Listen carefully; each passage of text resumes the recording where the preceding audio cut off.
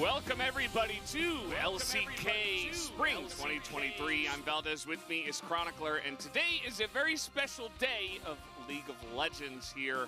We do have T1 versus GENG, and later on we even have DK versus Live Sandbox. The two matches should be insane, they should be close, they should be fiery, they should be fun. What do you think about this one, Chronicler? Fiery, fun, exciting, and we can say exciting freely because KT has already finished their matches for this week. And I agree, it's the number 1 versus number 2, number 3 versus number 4. Today is an incredible day of League of Legends. Wonderful way to start off the second round. Oh, We're a couple matches in, but still feels like we're very much at the beginning of it. And what better way to start with a matchup that, barring that one time that they faced at the start of the LCK display, is always good. Really, the first time they faced was the only time that I can remember where it was just real one-sided. That is true. I think it should be different this time. As you guys can see, T1 versus GENG, 1 versus 2. GENG do have the extra loss because they dropped the game to KT. T1, in their case, dropped the game to Homolife Esports. So, holy fuck. Definitely a couple of teams that I am so that. had some moments where they didn't look at their best. I love taking shower when I wake up at 6 AM, baby. On all cylinders. And it's a battle between the team trying to defend Morning, Bungie. rank 1, Thanks for the which resub. of course is T1, and those who want to if they win 2-0, GENG is Holy able fuck. to actually get back I'm so at dead. first place. But I can see GENG win today, but 2-0 would be a huge shocker with the forms of these teams. Don't see that happening right now. Yeah, hello. Still having the upper hand, and he was I expect GENG to get 2-0 today. I'm Not kidding. I think they're not good enough to beat T1 based on their last performance. That is true. 10-0 and 5. But maybe don't allow him to play a Yesterday idea. And I'm sure that T1 will have strategies to handle Chovy, no doubt, as Pace has the most kills out of anybody here in round 1. So yesterday I was playing some quad, some Warzone before I went to sleep. That Pace has also had a fair amount of Jin games. Trios and quads. Managed to get 1 win. But they've kind of been shy. Then I had to go to sleep. And Pace, of course, slotting in. Was forced to go to sleep. Before. I wake up, right? Listen to me. I wake up. I go to shower. I come to my PC 5 minutes ago, okay? 5 minutes ago. I open up Discord. Ranger is still playing Call of Duty. Till this moment, he still hasn't gone to sleep and he's still playing. The whole night. I think he played 8 to 9 hours in a row, man. This guy is out of his mind. Team goal difference at 8 for GENG. That's it. And that is a stat where T1 are number 1. They have been dominating games from the get-go. GENG a little bit slower to start off. They're playing a lot of Just realized we're gonna see the same job we're getting all year. Yes! Come on! Yeah, T1 That's the exciting part. Really good stats. Not a big secret. And the average win time for T1, really good indicator of how one-sided many of the matches are when this team plays.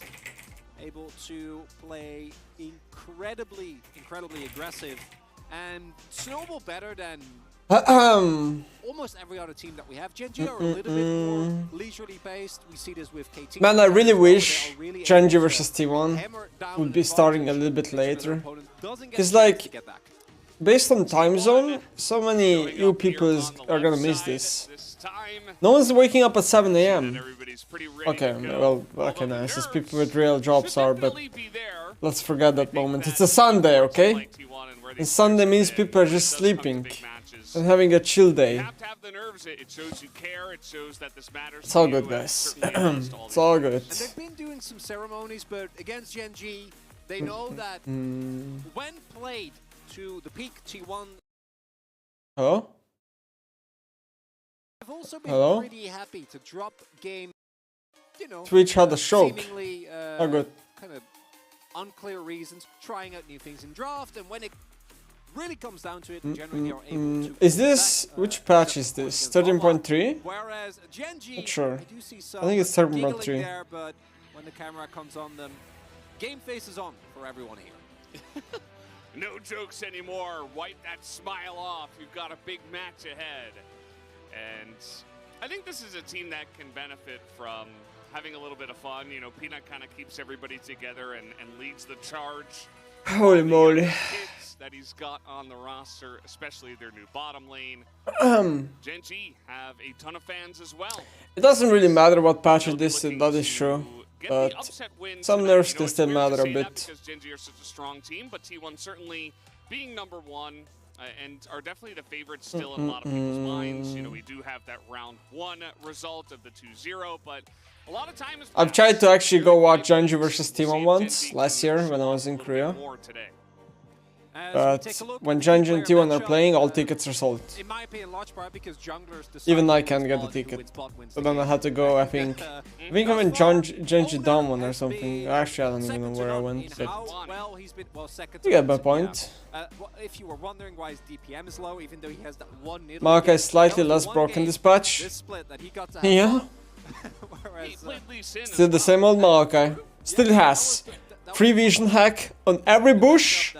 With crazy amount of range, can face check any bush, gives free vision, no counterplay damage, still has incredibly broken ult that takes the cover of the whole lane, right? Still has a point and click route, his Q still has like crazy amount of base damage. Honestly, his most balanced thing is probably his passive. His passive is not weak, but it's just like okay. T1 as a whole seems unstoppable, and you really have to make sure. Okay, 13.3. Let's quickly remind ourselves what 13.3 means. So 13.3. What did Ra do again on this patch? So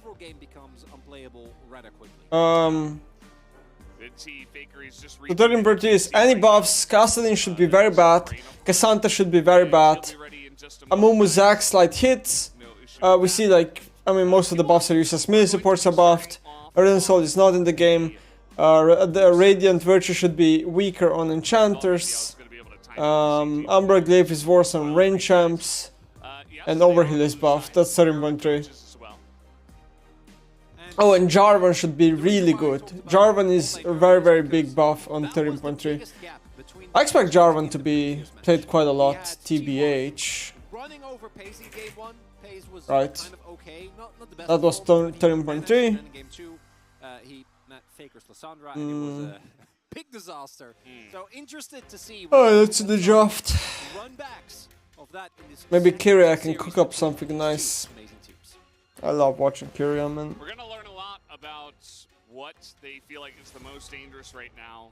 This is a matchup where you cannot leave. Come to Fanel, bro. They don't want me there, bro. Yesterday that some teams were leaving it available. This is not one of those matchups, so that will have to hit the ban list, but.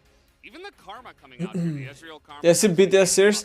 I watched it a bit, yeah, I was kind of surprised as Charlie's one, I'm not gonna lie. But I didn't watch it like fully. I was actually playing like a Valorant tournament yesterday on my Discord, that's why I wasn't streaming.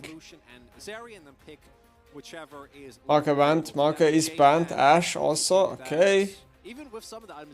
Fuck, my brain is so out of it because it's 7 AM, I don't even know what they're gonna pick now. Which bars, okay. Bars, and they might play like Jhin or Kalista support with it, perhaps. I think last time I watched LCK it wasn't 13.3. Maybe I'm wrong though. No, it was actually because Annie was being played. Okay, insta pick Annie. And we see Wukong. So Peanut always plays Wukong, Sejuani, or Maokai. Or Vi. Those four. He only plays those 4 champions. Well, maybe there was some hope that Jarvan could be picked this patch, but nope. At least. I think T1 is probably just gonna go full early game here. Nope. Swaps to Sejuani. That's the face of a jungler who does what he needs to do to win for his team. The coach just nods behind him. It's just... And as bad as it might feel... It is... I'm gonna have to rant about this after draft, okay? I'm gonna have to rant about this. I'm having a little bit of a rant at 7 AM. But goddamn jungle is such a bad role nowadays in competitive game. Victor, that's a very early Victor, so maybe they're just expecting, well, this Annie is gonna go mid lane, so we're just gonna pick Victor early and handcheck the mage matchup, with Victor just being fine scaling. and having a shield to trade against Annie. Obviously, I think Annie can be flexed. I honestly think Annie's worst role is mid lane in general. She's better top or support. I'm just not on this Annie hype train based on win rate that a lot of people are right now. So we see Salas already into Victor. They're probably picking Salas here because they don't want it to get banned, and they seem to think it's a lot of value. I mean, Salas gets good ults. These are pretty good 3 ults so far. But yeah, he does fine into Victor lane with Dawn Shield. He's able to just survive. Salas is a scaling champ. A lot of people actually think he's an early game champ, but that's not true. He's a scaling champion. And by scaling, I mean, well, he has to wait till 1 item at least, and at least like around level 9. But what Salas is really good at as a champion is being high level, because every point in his ability matters way more than like a traditional champion. Let's say you're playing Victor, right? Victor Q points and E points are very strong, but his W points are like, well, they do they do something, but they're not that strong, you know. While Salas points in Q, W, and E are extremely strong. Another champion that scales very well with ability points is Veigar. His W, E, and Q all scale extremely well with points. Oh, that's sheepish grin. Not ideal. He's probably, I mean, I don't know. He probably gonna play first strike. He usually plays first strike Salas. I think first strike Emax is the way to play in pro. No. I think first strike is very good rule on Salas. But I think maxing very depends on matchups and how you wanna play. Salas has the most versatile maxes out of any champion. He can literally max any ability, or he can even split points in abilities extremely well, compared to any League of Legends champion. Oh god, of course we see Narn 4, classic. He's gonna play Yon, no? Maybe? I could see Yon Sejuani here. Maybe. Aurelia, okay, that's also one. Would be surprised to see Pike. This is what we know Carrier wants to lock in. I think he's just gonna maybe play a melee support since they're buffed here. And against Annie, melee support should be totally fine. Nautilus. Dory1v9, thank you for 8 months. It is quite funny, right, that melee supports got buffed, but let's be honest, it's just gonna be Nautilus being played 24/7, because Nautilus is like the best melee support in the game. Like the most consistent melee support that doesn't... Well, like, people might be asking, like, why is Nautilus overpowered over something like Lona? Well, the reason is very simple. His Q has crazy amount of range, and the ability has crazy broken hitbox. His ult is point and click and does his job every time. You literally know what the ult is gonna do. And his passive is very strong, and then also, like, he's not affected by mercs as much, or tenacity rune, which, like, majority of champions can take nowadays in runes. He has knockups.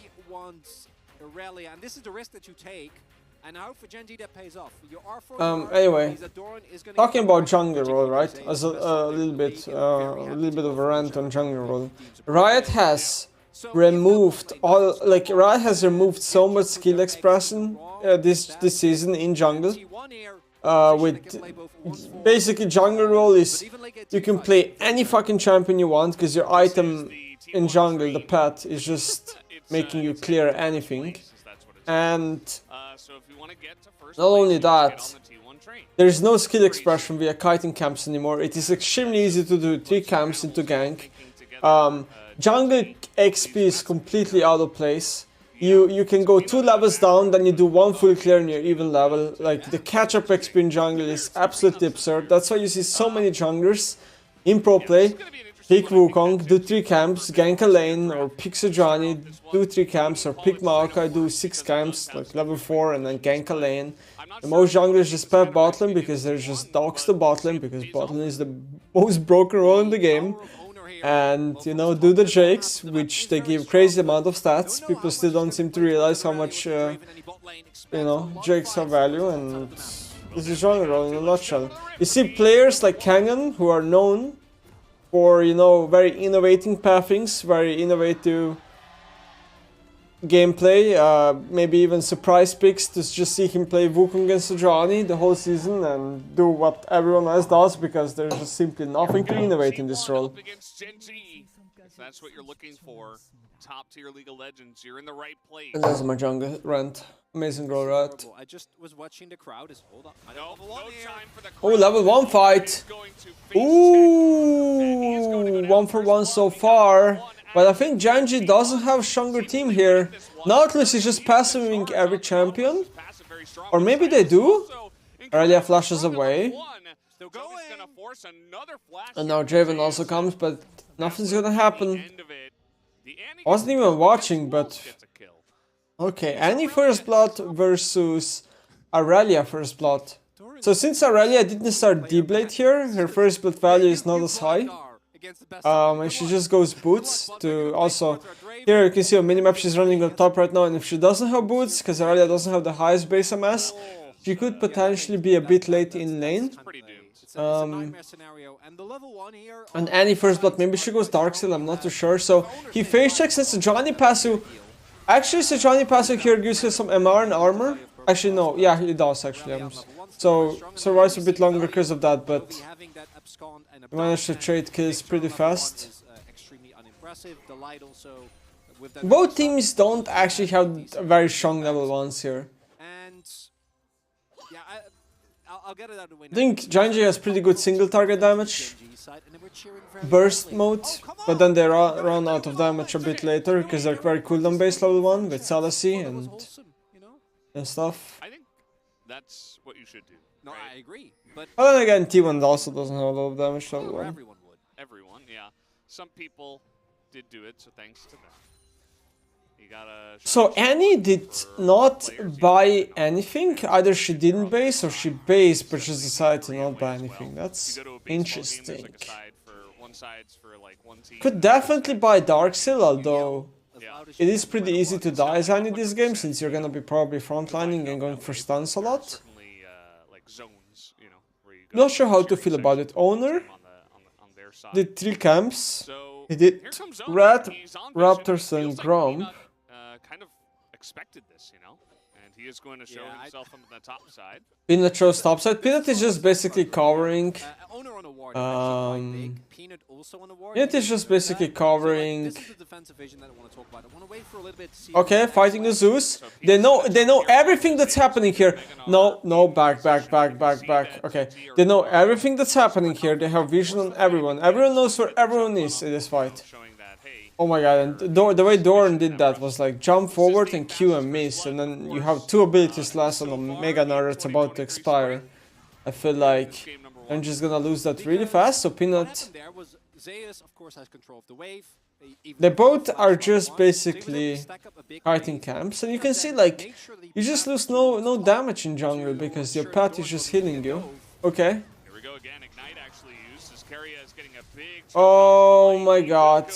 Okay, based on a hook, GENG botlane just dies. The light had no flash. I don't know what he's doing, gonna be honest. And buys the city, but so the first like gold looks totally wasted now because, well, the light just dies. Doran's that. Should not flash, he's that. I prefer not to speak. And that's going to be the first kill that we see in the top. And that's such a tragedy because half a second longer, Doran goes mega, Peanut is there, might be able to get a kill back. All good. They had such good early vision. Flash of hope, guys. Of the threat that Doran was under in this 1v1. GENG already taking some hits in the early game. Top lane wave state is terrible. I wish we wouldn't go into replay, but here we go. The light walks up, gets Nautilus hooked, gets stunned, but the Nautilus still gets a passive off. And Varus is able to pick up, and Draven needs some time to stack tempo, and it's just not enough damage in short amount of time as my shim lags again. I love it. And as we have a fight top lane, we're going back into the action, and a bait On a rally all in, on a frozen wave. On staying in the top side and making sure that he's there eventually to get the kill actually does. Bramblevest Gnar. That can't be. That can't be right. Why do we have a Bramblevest Gnar? That's the high action you would expect from any LCK. Exactly. Yeah, just a beautiful gang timing. Zeus hits a stun, and Doran, I think, gets baited by his own Mega Gnar bar here. It's like, oh, if I can get it off, that will feel amazing. And then here, really nicely done by Peanut, is sacking some camps on the bottom half of the map. But Zeus, as you have to play... Oh, it's just a nice bait. I mean, if Wukong isn't top here, then if a rally all in, Gnar is obviously just that, right? So... it's kind of just like one of those lanes where the jungler has to go top in order to cover the Gnar. That's a very defensive early itemization choice. It's a build you could go for. Yeah, well... guess who's here again? Yep. It's Owner. Just dive him on Peanut's the here next too, but Owner already... Okay, top lane action again. Level 4 versus level 4 on jungle. Does take a big chunk as the Ignite is a bit late. It's level 6 for Zeus. Oh, nicey. Stun over the Oh wall, Zeus. my god. You gave him this match. They're gonna dive Doran too. He can't get Mega in time. Oh my god, they might be able to dive Okay, now he gets Mega. They went too late. They have to go insta. If they don't go insta, he will get Mega while diving. Beautiful stun by Zeus, and we were expecting the action to be towards the bot side of the map. Well, there is some there as well, but T1 really going all in on actually enabling this Aurelia, and Aurelia has been kind of a hit or miss champion. What we've seen, right, over the last splits, we've seen some really high impact days. Closer comes to mind, but they have one thing in common. When Aurelia's doing well, it's when she's Immature just farming and boring mid lane. Mid lane a lot of impact this game, yeah? Not only is T1 winning the top side, mid lane a lot of impact, guys. So while drawing attention from Peanut, so Peanut doesn't get to snowball the bottom half of the map. Yeah, and they're killing him too. And they're killing him, right? Alright, this is really well played mechanically. I'm gonna be honest. Like, whoa, like, I got him. That was cool. It's the worst of both worlds. You This don't is genuinely well actually played get to stifle mechanically. the Aurelia, and you also don't get to feed your Draven. Pace hasn't died yet, and bot lane is still in a decent state, even with the kill that Gumayushi got, because hasn't snowballed from there. But not getting your Draven a kill in, say, the next 15 minutes into an Aurelia is going to be a very tough affair. Owner's just going over the wall, and okay, Okay. gonna be able to smite it away, but here comes T1 looking to take the fight afterwards. Owner in a lot of trouble, but he is getting that. Jovi can't pick up the Sejuani. Baker dies, that's a cash in for Draven. Flash is a bit late. Oh my god, well, Kyria is apparently the carry of this game. Vara should be able to snatch that with Q soon. Okay. And he lives. Not the best fight for Genji, honestly. They just seem to be losing every skirmish they take. And they're slowly getting behind in this game. That's nice for Pace at least, but T1 answer back with so much more. Able to get a couple of key kills. Gumayushi now, even further fed. And Where's Faker going, this contest initially just to further prove that mid lane is a useless role. They are already fairly low, and crucially the light doesn't have tippers available yet, so a lot of power not quite there. And again, it's Keria with the zone control that just ruins this fight, because they are trying to collapse onto Owner. We see the early ultimate from Chovy. He tries and take the Sejuani down, but just because Keria is standing there menacingly at the entrance of the pit. Yeah, how many times have we seen teams Okay, fight again. T1 gets Herald. And it still is not a good idea. Nope. Especially when you're overextending to try Nothing to gonna do happen. that. Just feels like T1, you know, playing a little bit more balanced, a little bit more to their win conditions, and Genji are just a lot of Tabais so far on T1. We have 3 Tabais this game, which honestly could be a little bit of an overkill to me. 7-3 in 9 minutes, is this LCK? There's a lot of fighting this game, yeah, for an LCK game. But I do have very early game champions, so that's also not something we see usually. Sunfire cape complete on Sejuani. On the top half of the map, right? We can't highlighted, but just take a look at the river. Take a look at the tri-brush. Zeus has so much control. Aurelia farming up to become full build with Borg. Right now for GenG is just because Pays got that one cash in, so the Draven at least is not going to feel too horrible about his direct lane matchup. But you're still playing Draven into a lot of... Will Stubber reduce Sala's passive? Only the auto attack damage, like not the actual passive damage, I think. His passive damage is just...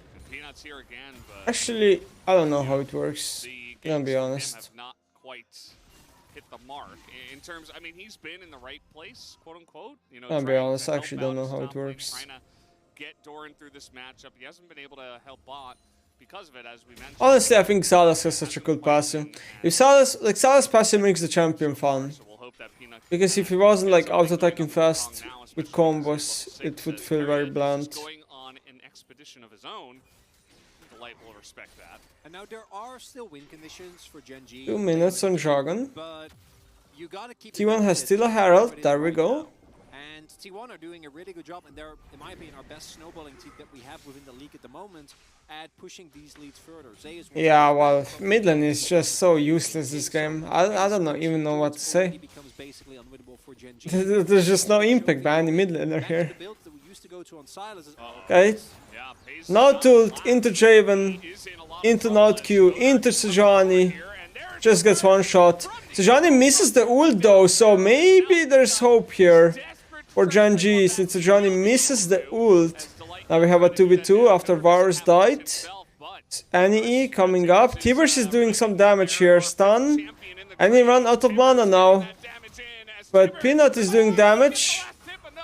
And he's gonna also live. Chovy got Everfrost. Chovy got Everfrost. Chovy got Everfrost. Faker still has flash. He should be fine. Chovy doesn't have enough damage. Draven ult also misses. Alright, both mid laners just doing no damage, guys. We like that? We like mid laners doing no damage? Genuinely, okay? Genuinely. Right now, Salas and Sejuani are both less tanky than Sejuani and deal less damage than her. What is this role, man? What is this role? Okay, you can say that Faker has a scaling build, sure. But does Chovy have a scaling build? No. The damage from Guma still comes through, but then already, even though this is Delight as just level 6, in this longer fight, Timbers unironically does do a lot of damage. Right, Peanut's a level down, but the damage that Delight is able to provide is still fairly substantial. Then here, Chovy's TP comes in, and again, I want to draw attention to like carry as Nautilus, right? Being able to make sure that he actually buffers the Q there, so that even though he does get hit by his own ultimate, he is completely fine. And then if Owner didn't Sejuani ult and then ulted to Wukong, T1 should be straight up winning the fight. That's a disengage Varus ult, because you can't like walk into it because of the Sprat. And they just got a free Jake, and it looks like they're probably gonna play passive till Varus ult comes back now. So we've already had 13 kills in 13 minutes. And now we're going to have a bunch more because both of these teams cannot let this one go away. It's too strong. This Blade did finish for Aurelia, by the way. Yeah. Just pick that up. Nice teleport now available. Will be there for Zeus and Doran, who, as mentioned, didn't get baited into trying to go for some bottom place. Pays, unfortunately, with that kill that they were able to find on him, was unable to get a second early cash in, so now he's going to have to spend a fair amount of time building up his stacks again. And the overall game state for GenG going to be very dependent on them leveraging their team fighting power, because that's the one edge that I do think they still have. When you look at the 5v5s, right, the wombo combo between Annie and Chovy, you can see maybe a Carrier ultimate or a Zeus ultimate and a big Gnar. Whirling Death. Yeah, there's a lot of power there. But it does also require T1 to kind of walk into it, and T1 have been very good at kind of pulling apart the map. Honestly, this Victor build is gonna be great at like 6 items. But before that point, nah. Irelia in general. It's a good Liandry game, not a good Rod game, that's for sure. We have Rod Victor, and even though in terms of damage, it's not the build that we're most excited about, it is very good for survivability. And then we have Guma also going for the more defensive Varus build. So actually finding a target for GENG will be somewhat tough. And the Drakes to me are going to be the big difference maker as they make their way. Road of Ages isn't good on Victor. Gonna get started Victor's Q and E have extremely high cooldowns, especially his E, okay? As a mage, he has high cooldowns, therefore he needs haste. No, he just bought a BF sword. That makes sense. You cannot go Road of Ages on him. The item gives you no mythic, no haste. And Even if you get a bunch of legendary items, it's too little haste from the item. Takes too long. That's why I said, at 6 items the build's gonna be good. Because at 6 items the build will be pretty good. I mean, Seraph is a very good scaling item, and Road of Ages at 6 items is not too bad also, because then he's gonna have haste. But even then, at 6 items, Liandry is still better. Having these Hextech gates available is extremely valuable because it allows you to get access to flanks that normally you might not quite be able to. Doran hasn't backed in a while. We see triple Okay, coming through. some harass. You can see no damage on the Salas at all. Aggressively contest that next Drake coming up. Chovy is going to get spotted here. But Carrier doesn't have the backup just now. Owner making his way over, and Chovy should suspect that something's up. And Chovy ping, but the ping gets insta-cleared. Jungle as well. Saw Owner just charging in towards him, so. This is why I don't understand why Riot buffed. Riot did a buff on melee supports, but they buffed Nautilus. It's like, guys, if you buff melee supports, but you also buff Nautilus, every pro player is just gonna keep playing Nautilus. And I'll just be split pushing. The top laners have not left. 2 top turrets still alive. Ooh, into ult by Chovy, but he cannot engage because of the defensive Victor W. And Salas loses Nautilus ult. Not a big cooldown, obviously, because he can just steal another ult very fast. I don't know if that works. Varus ult into Draven, he's gonna be fine. Sheriff's next, so he's gonna be in a good spot. Like, the Victor can really just get into melee range. Now we'll have to see that third item if he goes for Lich Bane. And I mean, it is Victor for Faker because he has been doing this recently. For this next fight, it's really important that Paze actually does finish his item. Because if he doesn't actually get the finish on that, I think they will be lacking the damage that they need to chew through some of the tankier members. On T1, they don't have that much time, 30 seconds for the next objective. Both top laners do have teleport available. And based on this zoom in, I'm saying that he will have it available for this next fight. Can he get, well, with the Hextech Rift, probably? No, he'll be in time. Yeah, it's and just it's because Draven, right? He doesn't have upgraded boots. I think he's gonna get there like right. Okay. It's pure glass cannon. Yeah, Bit of a loose state. Can they engage here? No, he's too tanky. That Victor ult doesn't do anything. It literally just tackles GENG. Zeus has flash. Let's see.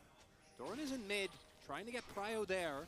Chovy with Sedge ultimate trying to frontline and trying to bait out hooks. Okay. He's gonna get one. Gonna have a Jargon dance off. Doran almost has Mega Gnar here. Doran able to actually charge up his Narbar up on that wave. Well, now he's Oh, gets hooked. Is he dead before the... Nope. Got the ult off. Nautilus is dead. Aurelia in the backline. I think Draven can outkite. Yeah, Draven can outkite. Chovy is trying to leave. I think Faker will kill him with flash. And it's a 3-for-3 so far. No, 3-for-2. Winning fight for GENG so far, although the rest of members have lower HP than Gomayushi and Faker. The red buff pickup is really good here. He's gonna be able to get the red buff region. And maybe he can start J-Crowd after. And 3 members die for T1, and crucially, Pace stays alive throughout all of it. You have the incredibly... That's really close, honestly. They were so close to bursting down Doran. Does go up to Mega Gnar, and as a result is able to tank an incredible amount of damage. And then we again have the value of this Annie getting a two-man stun early on there, on that fight, kind of locking down the front line and buying pace the time that he needed to. Faker still able to win the back half, so you have two halves of the fight that are kind of won for Okay, Faker 2 items. But by the end of it, as mentioned, Draven gets a big cash in. And now, Gold's dead even. Yeah, and a lot of that is in your Draven, who has Last Whisper now, so yeah, pretty much any target. Jarvan can get ulted here in the mid wave. He has to be careful. We're gonna, you know, edge towards the Baron that has recently spawned and maybe try to threaten that at least, but you can see that this Hextech is... Okay, Victor doing a bit more damage now since he's 2 items. Chaos Storm to the face. Will run out of his Mega Gnar as well. And Zeus is just top lane because he has teleport. does a teleport available. So Jake again being started. Aurelia could TP, but I think if you're T1 you probably wanna drop this one, no? Looks like they want to take the fight Nope. afterwards. Jarvan gets it. Attempt not working. Flash into Faker, Chovy lands his chain. Genji should be winning this. Oh, but what is Doran doing? Not sure. 4 vs 4 now, but they have an Nautilus ult 4 for the Varus. No counterplay. ADC in 2023. Genji actually just winning. Gumayushi can be picked up here by TP, and that means Baron for Genji. Down will go the T1 members, and That's down Baron. should go this Baron for Genji. And after Genji get a fight that is slightly in their favor, the subsequent one, they completely God damn. a false sense of security knowing that Doran is in God damn, not something I expected. Genji winning, baby. through there from the light, and then that re-engage from Pina. Are they? Is he really going to try to steal this? I mean, this is kind of close, actually, as he's getting into the pit. This is really dangerous territory. Oh my god! No way, man. No way. The Baron is stolen away. No way, man. Chug buff. As apparently we got an Yeah. 1500 Draven, or thus far we've had 1500 gold Yeah. by the Draven passive, which is not Man. No way. And then This is like you guys have no idea how Ward Baron is as an objective. Like T1 just straight up won now. The whole outcome of everything. Oh my god. And then you're home at night. I cannot express through words enough how dumb and stupid some people can be to send a truck demanding a coach with experience. Duh. How dumb can you be, man? What does experience even mean?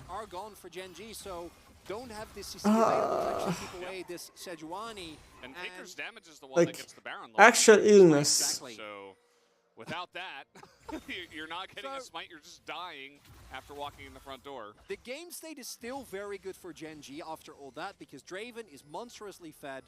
We do have Chovy now also getting close to being fully online, and even with the Baron there, a lot of members of T1 were not actually able to get it, right? Keria has it, Faker will have it. I don't think Zeus will as well. No, I don't think he had the purple buff, so Yeah, High Ranger. I'm very energized. 6 hours of sleep, totally not that. As we can see, a minus 8. Tormail on Gnar. Tormail got a bit of buffs, I think, on 30.1. Losing fights, and it's not good, but you're in the game. It's not a game-winning fight, it's a game-salvaging fight, potentially. And we don't know exactly how this will turn out, but oh boy. Ooh, caught! Nemesis recalling in the mid lane. Although, is it not Nemesis recall if it's a bait? Don't think so. Was that 1k? No, wait, it was 700 gold for Wukong, I think. Like, for Vars, for shutdown. If I saw correctly. That is such a disaster. Man, what a sloppy game, like... If Genji just didn't do the throw in the barn. Take the shutdown, friend. Yeah, that's Lord Dom's now done. Oh man, You got a full item of that. But let me talk about Lord Dominic's. That is a bad item to buy, isn't it? They see him coming in, so Well, first of all, Varus has a lot of magic damage in his just build. Like, his W deals magic damage, right? Second of all, shouldn't he just go Vincent here? Vincent allows you to have a lot of protection against Salas and Annie damage, and also synergizes extremely well with your Rage Blade, and also adds more magic damage to your build, so they have a harder time stacking armor. I don't know, just Vincent just seems such an obvious buy to me. He not dead again. Now Zeus is also dead. not sure how that happened on the backside of this fight. Stay balanced, Valdez. I have no idea. It's just a bit of trolling by both teams. TP behind by Doran with Meganar, going for Faker. He has Flash. Can he flash the Meganar? He does have Flash, and he is quite tanky. Is he tanky enough, though? Okay. He's just gonna flash. Just flashes away from the W. Teleport traded for Flash, as meanwhile, Guma is alone. Not sure why Doran didn't just ult. Why didn't Doran just ult? He's like, no, we're starting up Drake. This is ours. We're taking it. Do need to get out now, though. Maybe it's okay. Okay, Chovy got Nautilus. Ultimate. Fighting slowly, so Johnny in a lot of trouble. Also, Javen in a lot of trouble getting soloed. Yeah, Victor actually doing no damage. Not sure if Chovy can even leave this. Like, he's trying to leave, but Victor's spells are constantly slowing him. Flashes away, he does manage to leave. I think T1 is slowly gonna start winning now. T1's comp outscales here because of Victor. They're gonna slowly start winning now, I think.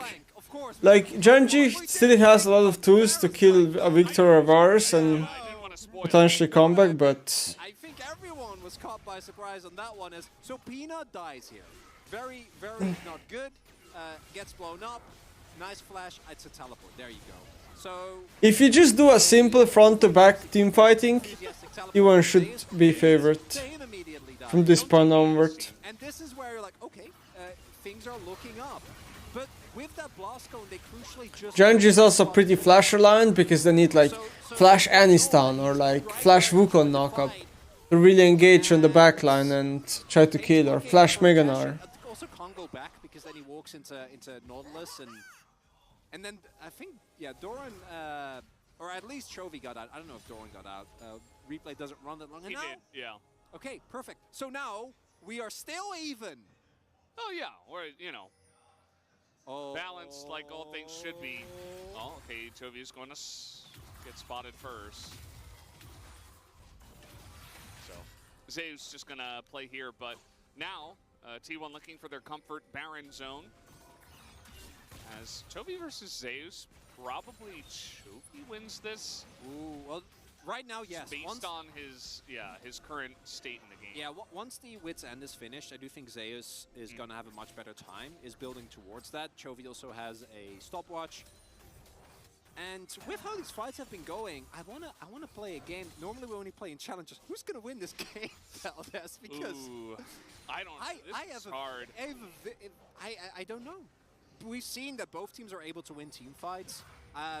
When it comes to straight up 5v5 with no backline access, with everyone's position being known. Flash ult. This might answer the question for us as he's going in onto Chovy. Chovy just that. Yes, it should be. Chovy is still on the run. And oh, right. And he leaves. Expended for Zeus. Huh? Chovy also crucially missing his stolen ultimate there. Okay. So it's not even remote. Well, Zeus loses flash and ult, Chovy doesn't lose anything, so definitely more worth for Chovy. Faker caught! Oh my god, Pace probably didn't need to flash that. Good Javen ult, both ticks on Varus. This is Barn. Can Owner steal it again? Nah, Chovy's gonna go for the hunt. It's just chaos. Chovy's on the hunt, he can't steal. Oh my god, Steam, stop it. Okay. Owner's gonna die here too, cause Salas can just chase. Salas can just chase forever as a champion. Owner's dead here too. That might have been the breaking point Another kill for Draven. And now Aurelia trading on a Wukong, flashes away, gets Aurelia speed with the E.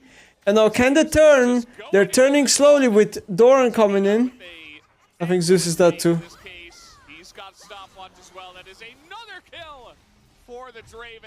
Draven's gonna get actually to full build now. I think he should have Mythic Gold. Yeah, look. Full shield bow completed by Draven. It's a massive spike. And this all comes from a really good flank from Annie into flash T-burst, and Victor gets one shot, and after that the fight is just lost. Victor, even with this build, immediately gonna go down. And this game is he's actually just taunting him. Yeah. So this game is not Jav Gap, it's just play gap. Honestly, in my opinion, when I'm watching this game, I feel like both teams are playing solo queue. But GENG is just playing a bit better solo queue. Faker, just that again. You see that even when you have a lot of Road of Ages and Seraph HP, it doesn't really matter because champions kill through your HP anyway. That's why like it's better to just deal damage than rather than just to stay alive for a bit longer and deal way less damage. And Vowers went Widsent now. I definitely think that swapping the order from Widsent to Lord Doms is better this game for him. Annie has a Morello, but before she had that Hectic Alternator. And Morello doesn't buy from Hectic Alternator, so she bought a Hectic Alternator and sold it to buy a Morello. Sloppy. Oh, it does now? Wait, Morello builds out of Hectic Alternator? What? Why would Morello build from that item though? That makes no sense. Well, never question Riot Games, baby.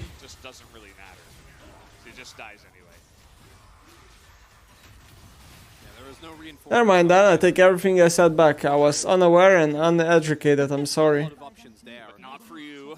Guys, do you guys think if T1 had a coach with more experience, perhaps, or GENG a coach with more experience, this game would go better? I think so too. 2 Hectic Dragons for GENG now. That dragon is Soul. Hectic Dragons are just so good, man. It's such a good dragon. Turns repeatedly, right? Setting up the traps, and the light is such a good hard engage player. Hectic Dragon is like what T1 wishes to have right now, with Victor having no haste in his build almost. But yeah, I mean, he's trying to make up haste with Lucidity Boots, and he has 1 Hectic to be fair. And he's just, it's great. It's both an Enchanter and a hard engage champion. Yeah. Just do it all. Wow. And yeah, I was gonna say like T1 are almost definitely banning game 2. I don't think that you'll probably leave the Jace up, you know. I think that's fine, or maybe don't ban Karma and play out like a kind of different bottom lane scenario. But I think that's the Karma would be my guess as well. The Annie's just too much of an issue in this game. T1 still have a level 18 Victor. But in straight up 5v5, it's so tough, and GENG's not really giving them the skirmishes that they're looking for unless they are a man up. But looking at Lavis really quickly, you can see that GENG is leading in Lavis right now in jungle. Jungle 2 Lavis, ADC 1 is where they're leading, and the rest is even. Draven actually just has a fully completed GA. I mean, this champion is so strong right now. And I'm kind of happy to not see a rapid fire cannon here on his build, because I do think his build is pretty good.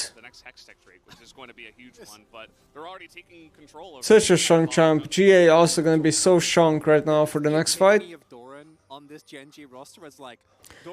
Peanut bought a Negatron Cloak, also very strong. Finally got some MR in his build. Very efficient. Let's see if Faker has Rabadon on his base right now that he's doing. Yeah, has a fully completed Rabadon. 567 AP. Oh, you know, could be more, could be more. be a game-deciding mistake from GENG, but with the amount of map control... It's all gonna come down to this Baron coming up. We are in late game, so champions can kill Baron pretty quickly. Composition, they still have this range issue, I suppose you could call it, but they have so many ways to close the gap, and when you have that vision advantage, and when you do have this big of a gold lead, you can just kind of press your buttons and get into range forcefully. They should buff that cap with like 15%. It's a very terrible suggestion because that cap would be single-handedly the most OP item ever.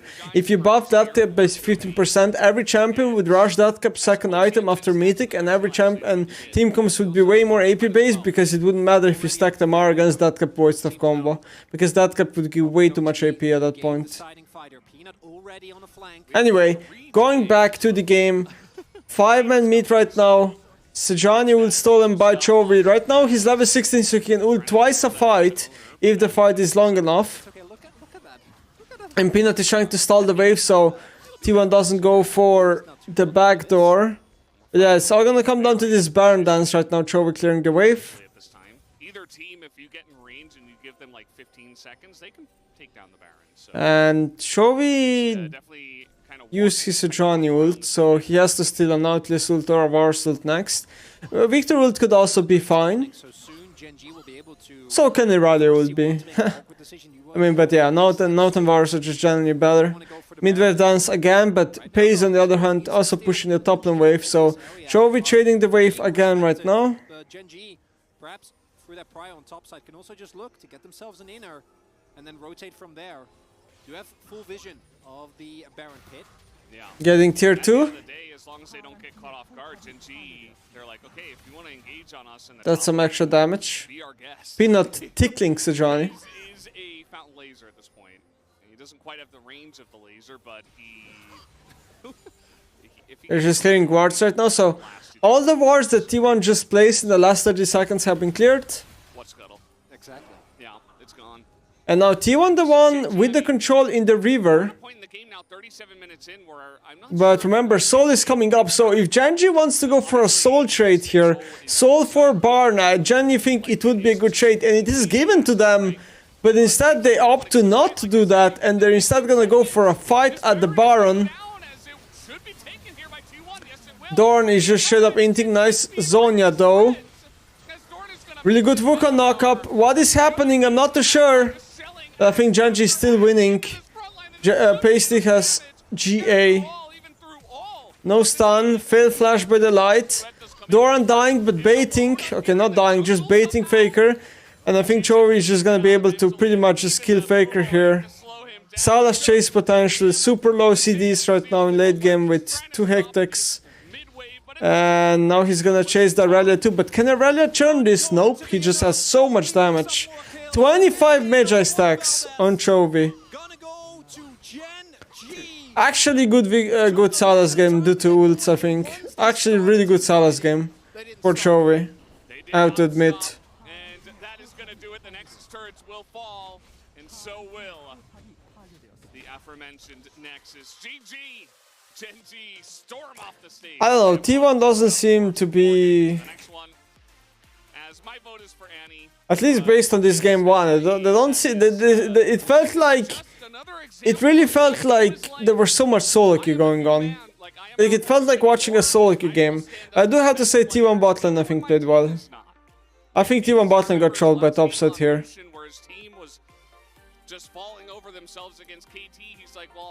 First of all, Faker has extremely bad build. I really hate Road of Ages Victor for another reason why I really hate it is because Victor as a champion is extremely good at dealing damage after he dies. And what I mean by that is that Victor is a really good champion where if you manage to get all your abilities off before you die, the Chaos Storm is gonna keep ticking while you're dead. So the champion will still do a lot of damage. So that's why like I'm a really big fan of building Glass Cannon Victor or Damage Victor, since he still has a lot of use, even if he gets caught and dies, as long as he manages to throw ult, E and Q out. So even though the big moments came from, I think, Delight and Pace, when it came to actually shelling out consistent DPS over the course of a fight, we did see that Chovy was able to... I mean, kind of surprised, but... Most of those, and this gold graph hopefully is a precursor Yeah. to what is to come in this series here. Yeah. Or GENG versus T1. I'd enjoy that a lot. How about some more games like that? Really Yeah, his W can be useful too after he dies. see. GENG outplay them in game 1. Maybe they just make it 2-0. Dan, I think you're onto something. Truck buff is real. And then the space. Truck buff for GENG is real, actually.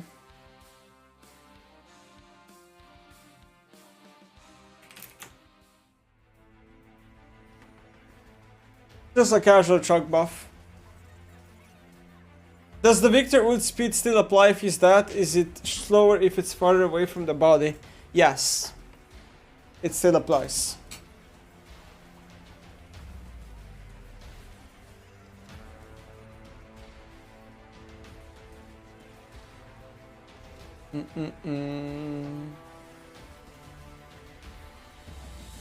Not sure who I would give even MVP for this game. Probably Chovy? Maybe? I just feel like he played fights so well and always had so much value. Like, Javen played fights well too, but in lane they lost 2v2 and in mid game there was some fumbles. I think it's just a Chovy MVP type of game. To me.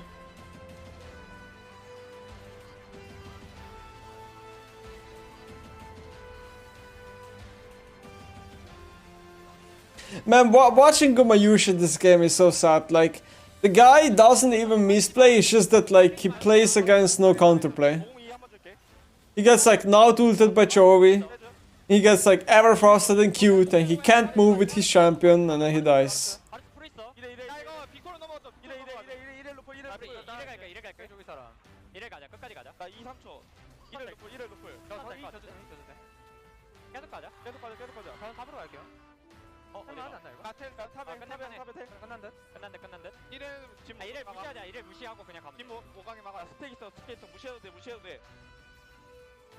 나이스.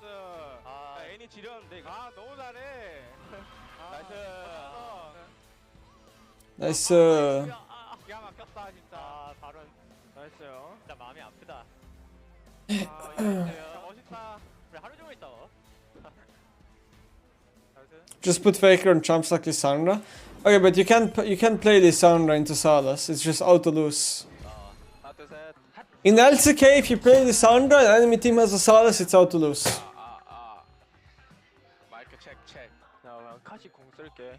너는 나 눈이 안 보이는데. Like, the problem is not the champion. The problem is the build.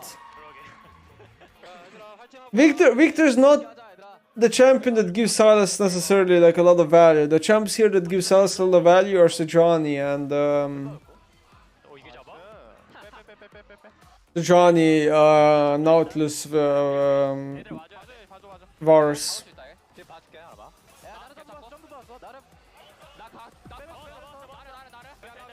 물로 봐줘. 여기 볼게. 나지를 들어오는 거 조심. 봐줘. 50 높을. 나이스. 밑에 달려. 야 이거 각 좋은데. 갈게. 제이스. 쌀. 야 빨리지 말고. 세주도 높을. 빨리지 마. 빨리. 제이스 높을이야. 나 괜찮아. 나 좋았어. 나 이제 받았어. 받을 거. 이거 썬 되냐 우리? 이거 줘야 돼. 이거야. 나이스. 5분 되더라. 이거 터뜨려야 돼 알아봐. 이거 봐줄래? 에 떴어. 오케이. 푸른. 풀 있어. 나 이거 볼게. 가자. 루시아. Yeah? Waiting for next game. 가네. 좀 보자. 아래 봐줄게. 야 사인 좋냐 없고 이제 천천히 봐. 제이스 보자. 제이스부터. 룰루 높을. 나이스. 제리 높을. 천천히 온다. 오케이 빼. 와 바로 치고 싶긴 한데. 야 바텀. 치자. 아 먹었어. 나이스. 아 다행이다. 아 너무 잘했다 다들. 나 쌍각 줬고. 나 볼게. 아 대체 보자. That seems good with Sejani ult. It's a good ult. It's a lot of damage and a lot of CC on a long range. It's a good ult.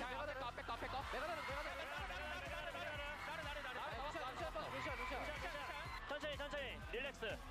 마무리할게. 나이스.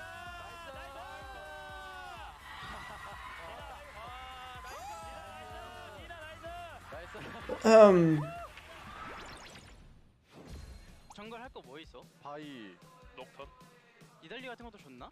한 번 하던지. 매달려 해볼게요. 아, 오달리 가자 오달리. 이 정도였어? 인기 진짜 많다 너. 형 너무 부담 가지 마. 그러니까 편하게 편하게.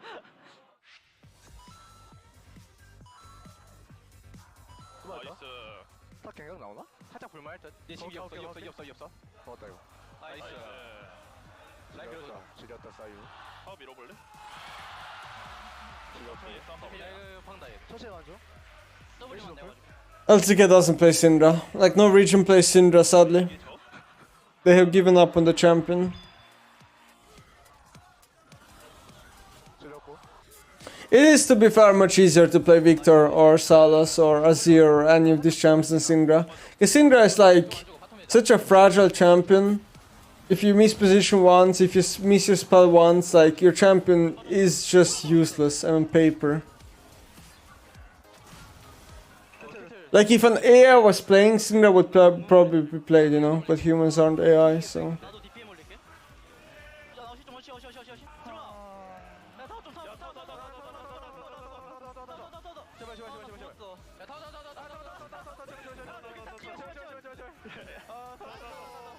아이고 지지. Could play a Warzone game in between games. I know, right? 근데 안 죽어.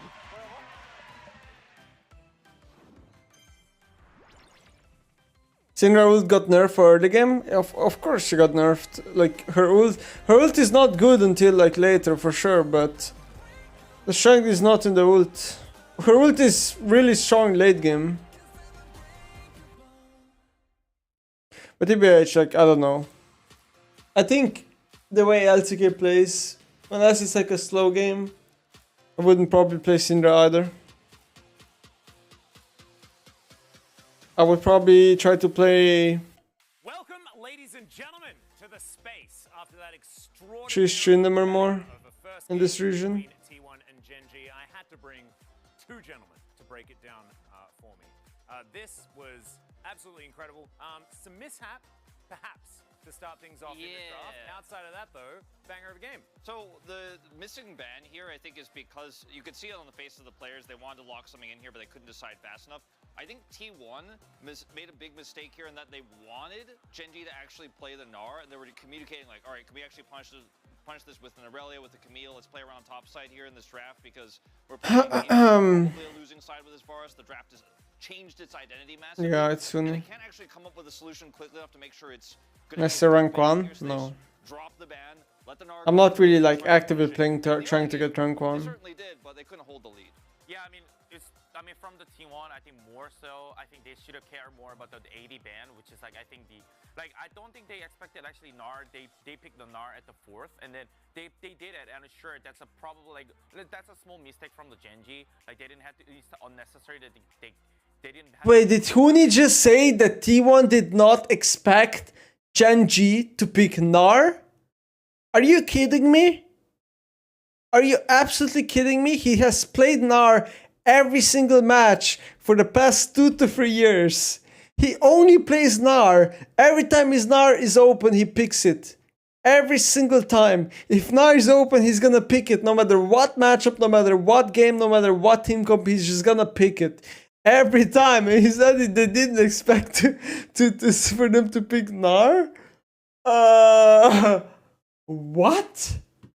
This Varus on hit did very little this game, even being like 6-3 towards the end there. Guma just doesn't have the power into all the CC that's available there and all the engage. Yeah, and I've been a little bit of an on-hit Varus anti in my time, but honestly, I don't think a lot of that mattered in the early stages of the game, because It's whatever. catastrophe after Dorn is the armor to LCK? Nah. this fight here. That's honestly... The fight around Like, I don't agree with that. I mean, you know, like, he actually has impact on Gnar. Like Dorn has a lot of games where he actually cares on Gnar. Not this game, but a lot of games when you watch GENG games, he's actually just carrying as Gnar. When he plays against like weaker top laners, he literally outlanes them with Gnar. He does like a lot of shit in teamfights. You know, he does his job, but yeah, like... I agree. I mean, I think yeah. don't make like the Faker specifically. I think the head up. By the way, did Dignitas already win a game, guys? Anyone who watches LCS, did they already win a game or not yet?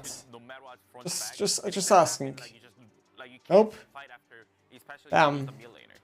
Yeah, it's really difficult. I wonder how much they're paying for that roster and they can't get a win. Classic.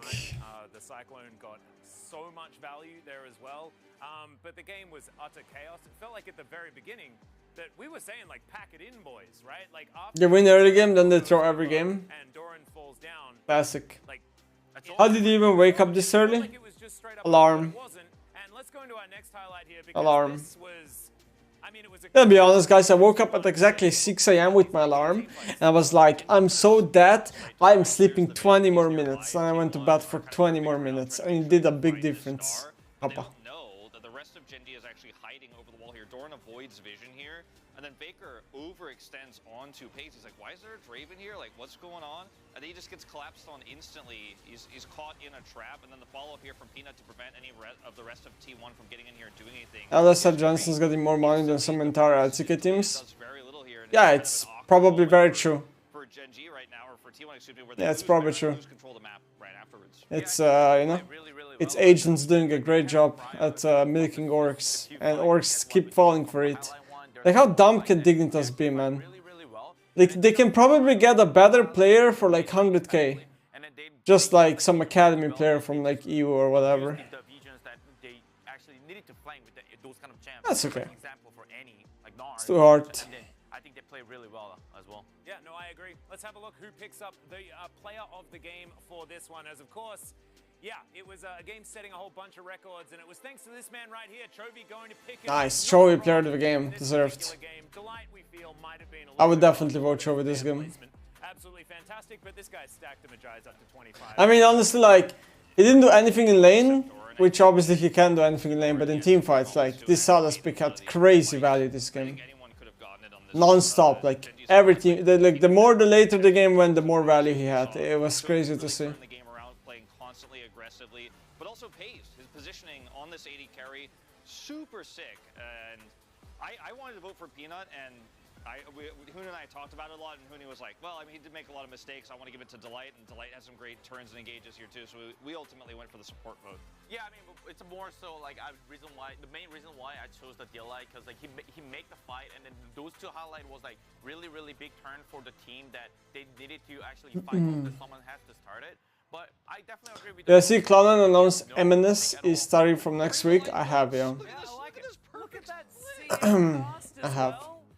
They're normally notorious 80 carry voters. Not this time around. Teddy on form today for the Chinese broadcast. But guys, you know, being a mid laner in C9 is a very bad thing. I'm not kidding. In a way. In a way.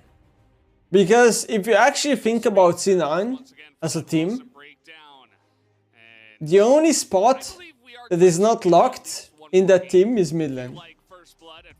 No other player is replaceable as of right now. You've come to the right place. Chovy picks it up, not robbed this time, but still, definitely a very nice split. As Faker decides, okay, I'm gonna need to reboot again, going into game number 2. And T1, they've got a chance for sure, but Gen G have come into round 2 looking like a different beast. Really have, and the biggest gap that we had in the previous game, which was that both sides not. He would have never Camel Archer.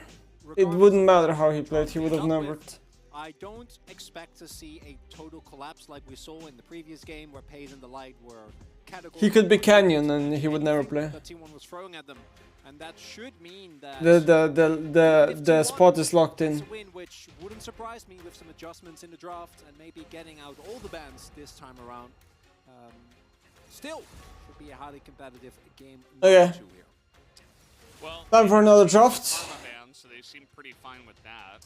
Bars was the first pick last game, and the sides are identical. Annie ban coming in here. Annie honestly looks like a pretty decent support, but on solo lane I'm not sure how to feel about it. Yeah, Bars again. So we're having pretty much similar draft here, just Bars first pick now, and Giant banning triple ADC just for them to pick another ADC on first pick. It's very strange. Wouldn't surprise me if we, at the very least, see the early priority on the Wukong here again. It is one of the favorite champions. Now, is Jace going to be the pick away here? Because that is a flex pick. Can go multiple ways. Power Zari trade. So the problem I have here with Zari is that we've seen a couple of times where Genji bot lane just straight up loses lane and gets lane kingdom. And with this matchup already, like Varus, Zari, and whatever Kira is gonna pick, like I already have a bad feeling about what can happen in the bot lane and laning phase this game. That would also be a big switch up for Genji, because Peanut has not been prioritizing this champion at all. Okay, so Johnny locked in. So now we have a Sejuani lock-in, You know what? Now you gave me a chance to not play Sejuani. I'll play Elise which is instead. There's the Jace. questionable. That definitely shows a huge amount of confidence. We have Elise Jace, so Jace is right now flex, and yeah, they could play around bot lane a lot this game with Elise, Varus, and whatever support they're gonna pick. That is so much kill threat. There's also an incredible amount of CC between the Annie and the Wukong on the enemy team. I don't know how people recommend new players to play Animate. That shit feels so bad to play, even if it's strong. Valkyrie is more painful than a blank. Animate is not that good pick for newer players. I mean, okay, she is easy to play and fundamentally she's pretty good, but power level wise she was not good for a very long time. It's better for them to play champs like Garn or Nasus or Yorick. But the thing about Animate is that compared to the Blanc, like you have free last hitting with Q. It's pretty easy to learn how to last hit with Q as any. The Blanc's wave clear is terrible. The Blanc's one of the worst low elo champs. Yeah, it's a way to, you know, take trades, heal through the poke damage that Lulu can have, and Zeri as well. So it's Soraka Akali, okay. Yeah. Soraka Akali. Akali taken away. With Soraka ban is interesting. It is like something Koi would play here. Don't have the numbers in front of me, but it's probably a large number of POGs that have been giving to Chovy's. I think Salah's ban could happen here, yeah? Because they have a Sejuani. Or maybe an Arban. Sion. So Sion is for Jace. They banned Sion for Jace.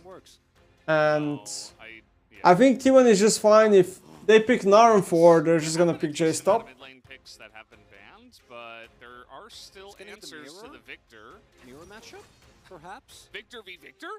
No, Victor versus Sylas. Sylas could be a pick here from T1, but the problem is he's done with Elise, which is not that good. And he has no frontline almost with Jace.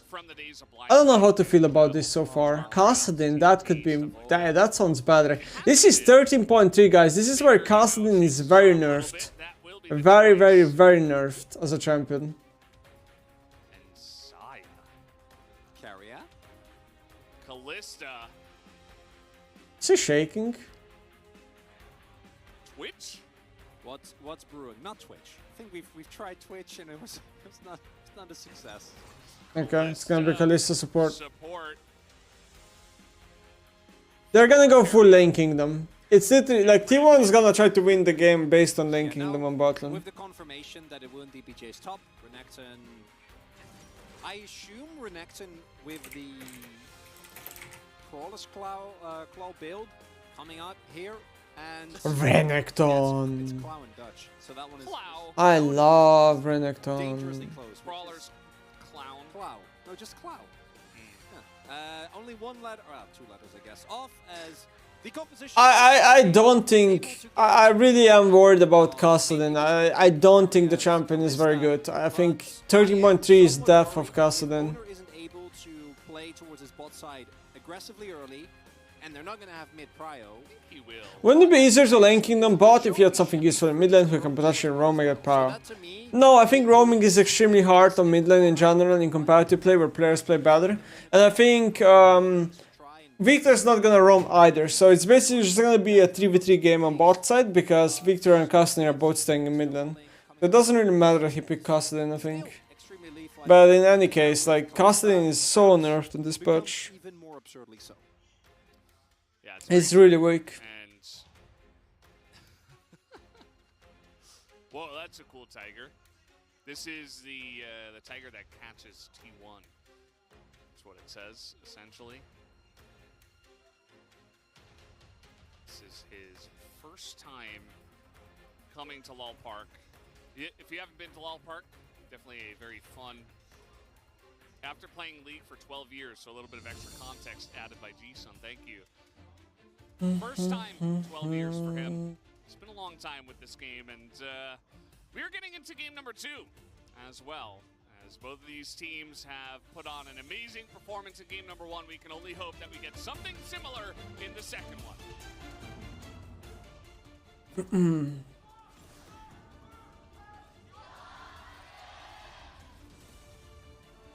I like Lal Park? Yeah, Lal Park is amazing.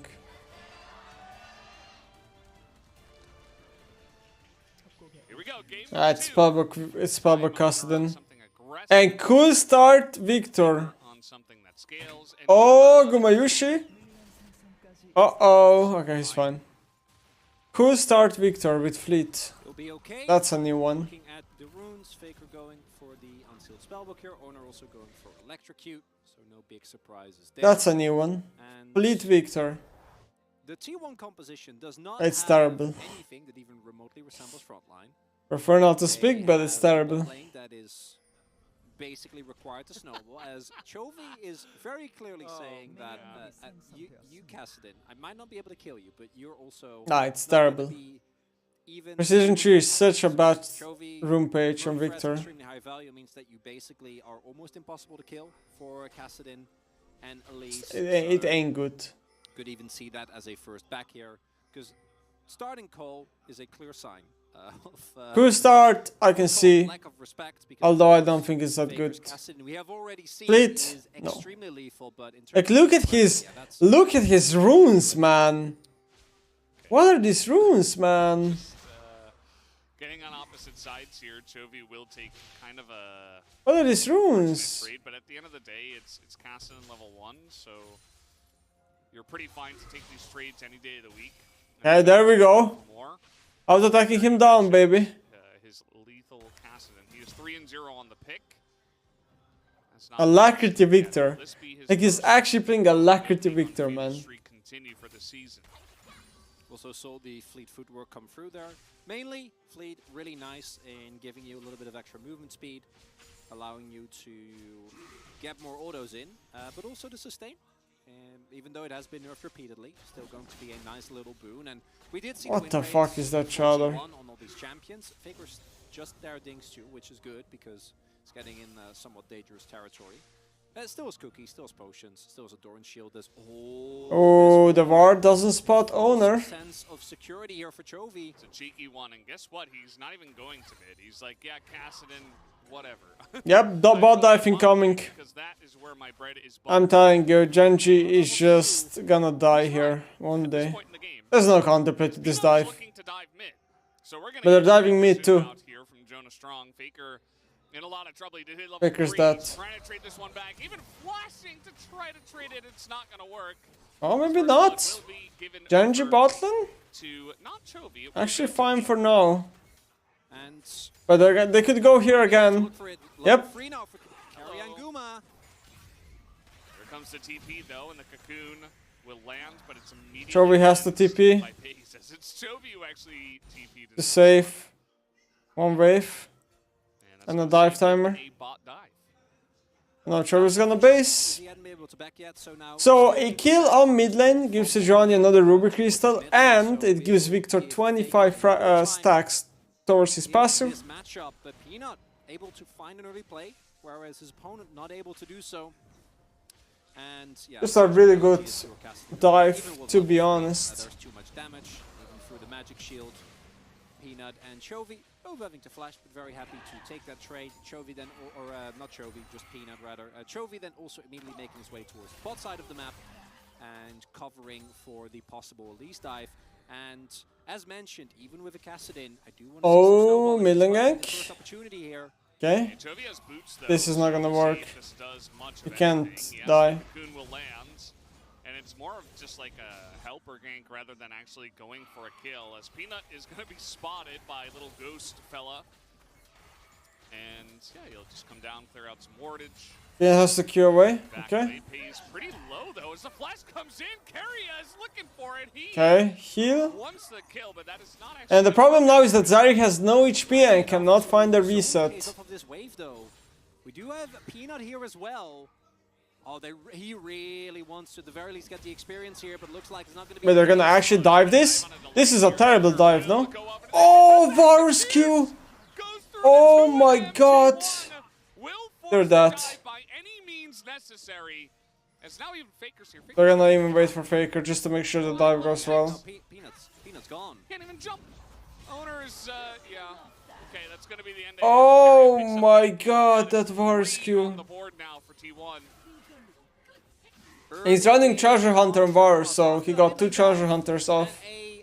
Right there, 200 gold. Some worries, perhaps, in the hearts of T1 fans. Oh my god. On the re-entry, we get a double kill for Guma. We get a kill for Keria as well.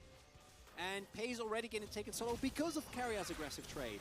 And then here, oh, this arrow. Oh, the flash.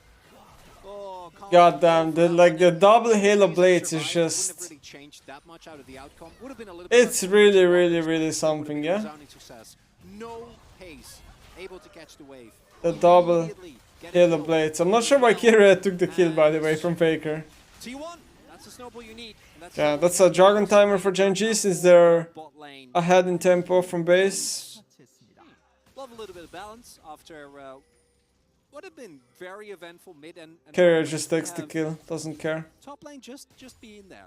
They're part of the rift technically. Yeah, very different from game 1 where it was, you know, potential to really get imbalanced. Pickaxe and Jace. What is built out of Pickaxe? Kind of but he didn't really use the lead. I'm very confused about this Pickaxe buy. Oh, we also have 2 of our not as beloved Drakes already out of the way.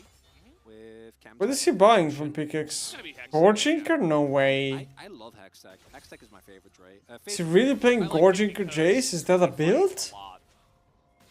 Yeah, well, that's why I like it. I've never seen Gorginker Jace in my life. Never. I was thinking it could be Hydra, but yeah, I don't know. Incredibly strong Drake, and now Faker also has it level 6, so not going to be too bothered anymore by the threats of ganks and 2 maybe it's a Gorginker Jace, but I really think Eclipse is still really good on Jace. I don't know. They have been able to secure very well for themselves. As why not just dive again? You still have a 1400 gold lead almost on Guma and Keria also. And it seems like they're gonna keep diving bot lane. Flash to get small advantages in the lane, so might as well, right? We're getting in there once again. This dive not nearly as clean as the last one. They see Peanut and they're like, well, let's take it slowly, but here is the they might dive again. Yep, they're diving again. And they will be able to burst him down. The aggro though is they're all dead. Faker, but they can't take him down. It's another this is such a disaster, man. It's a T1 in bot lane. This is exactly what I was worried about coming into the shaft. I was like, they're really picking Zarya into Varus, like they're gonna get lane kingdomed. Makes it look bonkers broken. Maybe it is. Well, don't tell solo queue that well. That's not a 4-0 for Gumayushi. That's change that we want to see in the world, but we are gaining some primo insight as to why the Elise has been basically permanently banned, because look at how calmly they play this as well, right? Like Owner takes the aggro on the initial one, completely fine, get some cooldowns out of the way, and then go for the re-engage. So much damage available here with those double serrated Dirks, and nothing that you can do here as GENG. Too far behind on levels, no cooldowns available, and now you have a bot lane that... Yeah, it's Gorginker, I guess you're right. And game 1 was very competitive. Gorginker, Manamun, Salja, and Shojin, that is the build. I am worried. Yeah, I know the build, but I just do Eclipse usually instead of Gore. GENG trying to fight. Elise can jump to the plant. Everyone is fine. It looks like GENG not going to chase any further into the jungle, so not only that, but actually they're looking for a bit more on the Peanut, who will have to flash away. This one. Faker still on the chase. Oh, jukes him. A little bit of a ring around the rosy here. And with an emote. Win, of course, from Peanut. Always having a good time is Peanut. Pays, yeah, with Ghostblade and Swifties. Yeah, you're not catching that guy. So, well, even if you do, I'm not even sure that you... Ghostblade's Witness with Vars is just so mobile, man. But yeah, I think Guma can afford to walk up this far. Carrion also there. So It's so hard to find all in on that. But this is the dream for Lethality Varus. Getting this fat means that every single play that you do generally is just going to work out expertly. Okay, he's fine. Is he? I'm just scared. He's alive. I just watched Carrier play this and I just get terrified.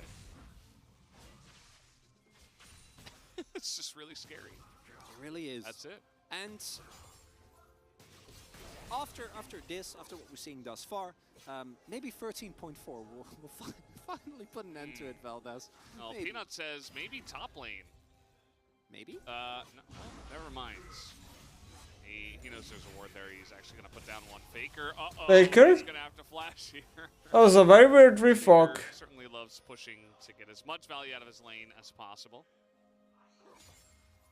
Oh, early Umbral Glaive now done for Carrier. Peanut deciding the better of it. Zeus, his wave state is very, very sad. This is a sad Jace. Is going Gore Drinker again, as we have already talked about. Benefit of Gore Drinker into some of the melee matchups like Renekton can get a lot of value there. The extra health is nice with the resistances that you can hammer form. And Omnivamp, which is something that Jace really appreciates, has of course been taken off of the clips, making many an AD caster very sad. But Jace's pivot has been relatively successful thus far. As it turns out, when you have a fat bot lane... I don't know, I think this game is over, personally. Not sure how Trench is gonna find a comeback here. Unfortunately for Chovy, he has not been able to finish his Mythic at 11 minutes. I think the snowball is coming in now. Oh, so he's just going to walk back to lane with about 7 pieces of gear in his inventory. We do have Cloud Rift this time, so not going to be that Hex Tech that we were calling for, unfortunately, as now Pays, he's just trying to play the game. Like he's just trying to... Pays has to ult. He's not allowed to, though.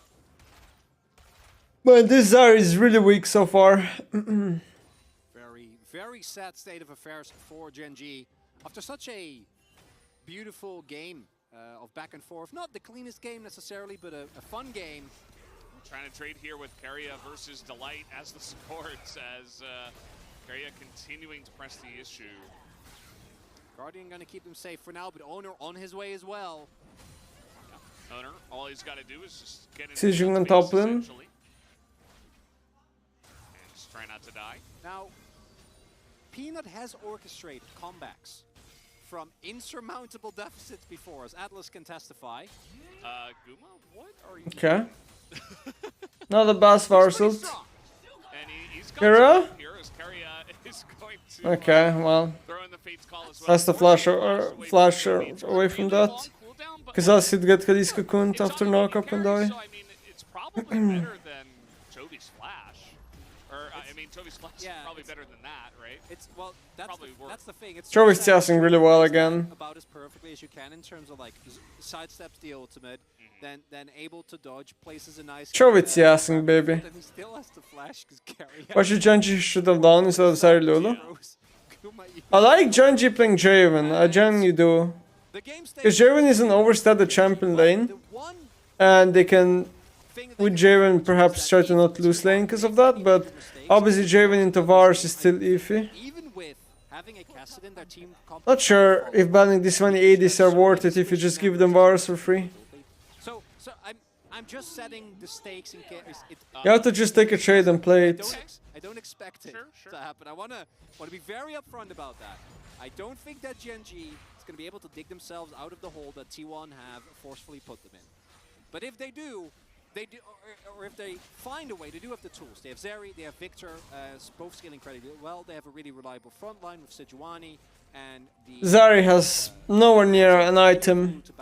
Vars is already almost on second item. This is really tough. Isn't really happening, and I also don't know how you're going to keep Pace safe as he tries to catch a wave, maybe one time. Please? One time for the points.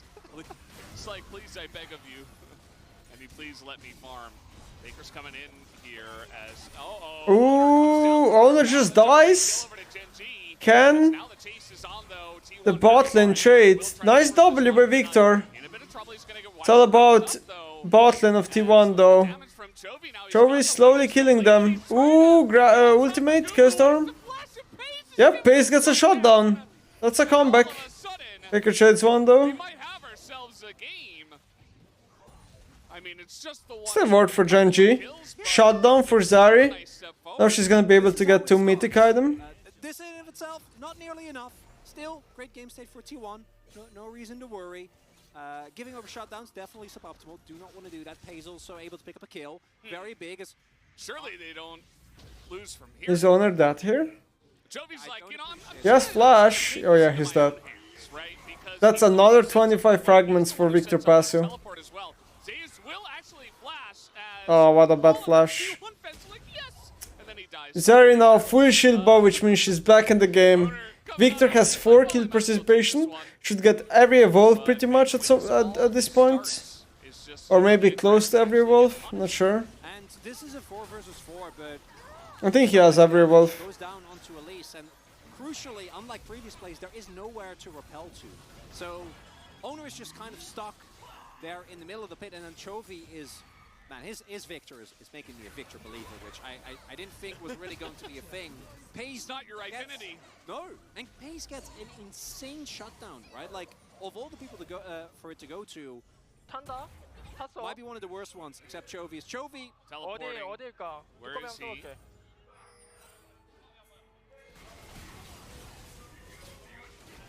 Look at his spacing too. He backs away so that Zeus can get on him.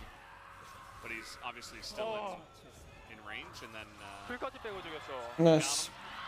And we even got his flash. So yeah, Toby, you could say he's pretty happy about this. Although you could tell that even he knows this is not. Oh boy. Oh, Pace. Pace might be dead. He is gonna Oh my god, there's so much artillery. There you go. Gonna pick up that turret with the second Rift Herald. Not bad for T1. Actually giving... Wait, if you last hit the Herald, do you get a pet? Do you get the treat from the pet? And do you get a jungle stack towards your evolution? You probably do, yeah? I'm not sure how to feel about this. Chove is gonna get chased down here. Storm onto him, and that will be enough. Flashes in, gets the Victor. As they finally get Chovy out of this game. There you go. That's money. Well invested there. Okay, that's the insurance policy. That casts it in. If the rest of the map falls apart, if you're not able to capitalize on, again, it's still a 4K gold lead, then knowing that Faker is there is going to make you feel a little bit safer. Although You're gonna try to kill Faker here, but it's 11-11 Victor, Kassadin. But there's so much CC though. He's probably that. No, he's not. TP.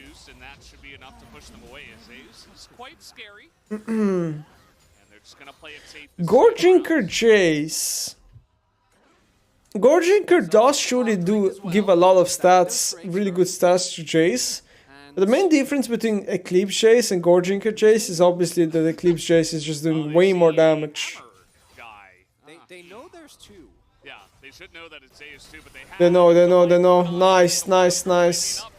Really good polymorph as well. Kassadin cannot ult. And I think they cannot kill him though. Oh, over chase. Over chase. Oh, it's the classic trap in a trap inside of a trap, Valdez, where both teams rather thought that they had the jump on the other team, but in the end it's T1 who gets the most out of it. Drinker Jace, we mentioned it earlier, has been a build that has been on the rise and getting genuine value out of it right there. Shield by pop for Zari already. Limits as a bit of a dangerous teleport from Faker, but gonna end up working out nonetheless. And the key thing is, while those shenanigans have been happening, and kind of the problem that Genji have been able to deal with, haven't been able to deal with at all, is that while we are getting distracted by these skirmishes and these traps, Keria and Guma are just pushing. And wave after wave goes into the turret. They get further and further ahead. They're able to pick up more and more objectives as Nice sidestep on the flail, and then the core drinker value comes through. Carrion owner perfectly in time to help out their top laner. And with your Shadow Flame, casting has 2 items. Could be feeling a bit better, but now everyone on It's so rough. Like the gold lead is so big for T1. dip in the gold graph, or rather in the incline. Now steeply upwards again. Yeah, T1. Gold lead is so massive. He's almost got his 2-item spike here. Still needs 4 minutes for the rod, but it's fine. I mean, he also has a stopwatch, and he's level 12, so he's a little bit more time, but he is actually just a very... So, here's the thing about Zari, okay? Zari players should buy Infinity at second. For sure. For some unholy reason, Zari has a really weird, like, the way and how her attack speed works, and she reaches crazy amounts of attack speed just by tempo and shield bow. So she doesn't actually need... Alright, well... Chovy trades one. Wait, maybe there's hope. Maybe there's hope. 2 for 2. It's not too bad. When you're behind, you definitely can take a 2 for 2 trade. For the good of his mid laner of the colony. Yeah, sure. Haven't heard about the colony for a while. We have to ask Atlas on the space how the colony's doing, because he's usually our reporter when it comes to colony. And Genji is still 6.5k gold behind. Faker is... Varus almost on 3 items. Fed. Guma has been able to build up an immense item lead as well, and Genji are trying oh so desperately, but I think this one's going to game 3, guys.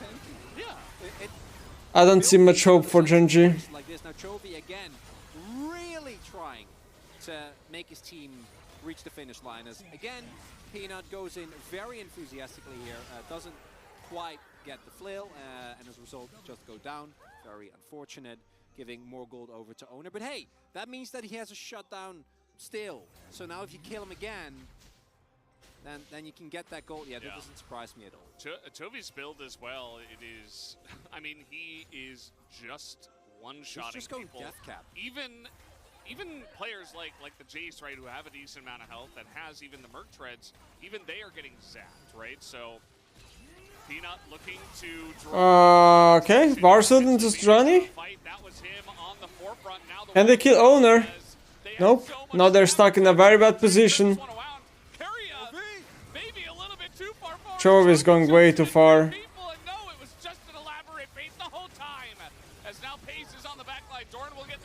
Yeah, they're dead. Faker's here, they're dead.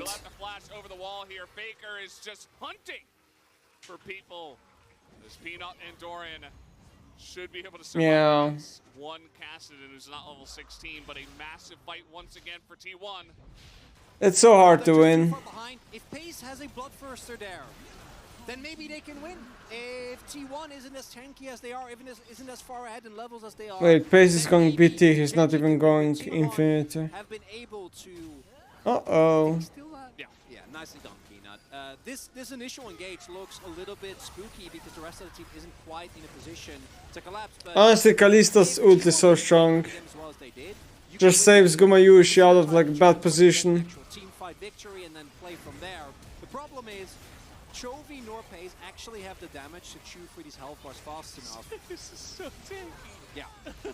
Gorginker actually gave Jay so much HP there.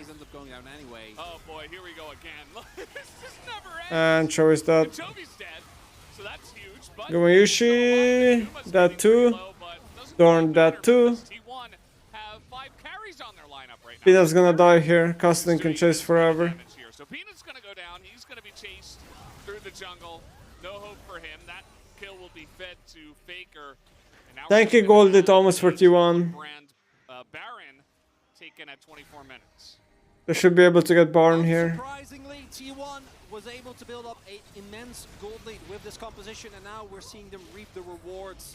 We're able to pick up the Baron here. 3.5 minutes. Castling was picked after Zari. A soul as well, and might not be the most high It was, I think, yeah. You're Cassidy, you're fed. You're getting closer and closer. They even wait for Gumayushi's that respawn timer. Very sweet there, waiting for just a second so Guma could have a Baron buff as well. Yeah. Yeah, if you're this far ahead, Guma's just like, guys, let's end it. Ends up dying for it immediately because he flashed over a wall. But it doesn't matter. Cloud Soul isn't good for T1. Cloud Soul is always good. This is Gorge Rinker Renekton. I think Cloud Soul is fine here. To stay alive, but not. I don't see why not. And what pays is BT finish. I think it's totally fine. Like the ult values aren't that good, but the MS is good. Baron gone. T1 should be in a primo position to bring us to a game number 3, Veldas. Namilution is no longer paid on LTK. Not as much, yeah. Okay, well, the fun never ends as Guma is being baited in a little bit. You see Carrion nearly dies and now teleports. They're 1 HP. Carry is 1 HP. But Castle is gonna be unstoppable. Peanut, though. You see the health bars of Peanut and Doran actually taking a big hit in this trade. Carrion will have to back, but you know, no fate's call at this point in time. It is broken, yes. So it's overpowered right now. And the existence of Carrier as a Kalista support really helps with enabling. Oh, we're about to go there. 16 out of 16. Monka clock. There we go. Oh boy. Well, go next. Well, cashing out there. We did it.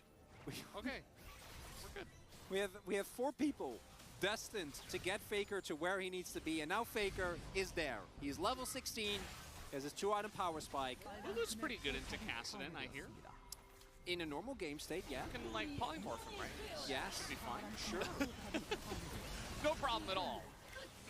Chains will be used. I think Peanut is purposely just kind of running in the front, trying to bait out a bunch of stuff, trying to help trade, and it's not really helping. They're getting the cooldowns, but it's not.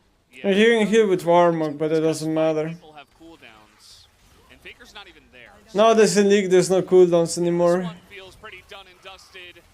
Game number 2, T1 got a pretty massive early lead with all those bot guys, as Guma just gonna laugh in the face of GENG this time around. This game is over. The chase is on. Wow, he actually just, he just dies to another Look at the poke they have, RSQ and JCQ. Down they go, T1. It's over. Push with the Baron buff. They've only got 15 seconds left. Classic. I think that's 15 seconds too many. And this game was over 10 minutes ago. Too big of a gold lead, but he won. Chovy was trying his best, to be honest. Nothing is going out. They are all in under the turrets. Pays desperate to do something with the wild growth underneath this turret and underneath this Nexus, but the damage is just too much. Baker, okay, they gotta hit the Nexus actually. That was a little bit scary. There are lots of low health bars, but T1 will get it done in the end. T1 taking over, getting their hands on an early dominating draft, and then completely bopping their opponent. Of course it's a 1-1. After a game number 1. Who would the good player of the game here? Gumayushi, I would say. It felt pretty clear 10 minutes in after the second bot dive. Completely. I think Gumayushi played well. The chances for Pace and the Light to play the game times there. And T1, our best team bar none at playing out these aggressive early game drafts. Because if you put that draft in any other team's hands, I'm not believing. I don't see it. Like, it's so ridiculously execution based, and there were still some mid-game fights that didn't quite go the way they wanted. It was messy, but the gold graph really tells the whole story. Yeah, I like the way that GENG kind of tried to fight fire with fire. They noticed, hey, our victors really accelerated, so maybe we can get something out of this, but it was just one guy can't do it alone, and you know, I mean that in the way of the victor himself and how fed Chovy was, right? GENG as a team trying their best, but yeah, T1 overall just way too good. Game number 3.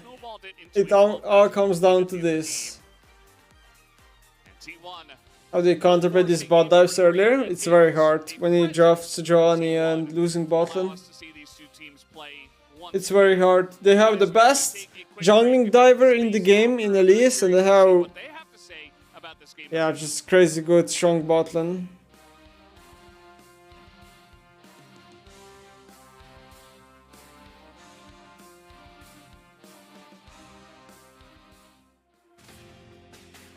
What wins into Vars Kalista? TBH, not many things. Halo Blades is just so overtuned. I don't even know what you would need to play to like match a lane like that. Like probably double Halo Blades as well and fight to the death. Maybe like Ash Axe or something, I don't know.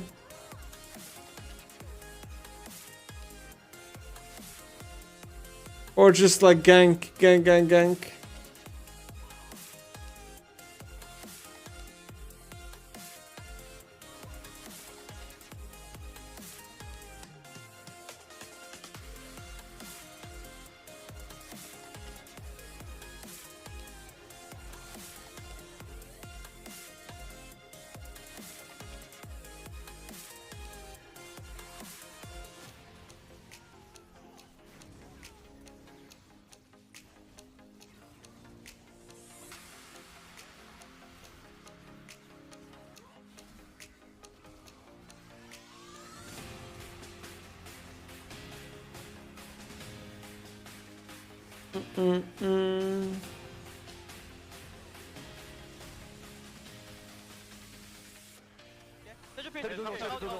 랭크 볼게 이거.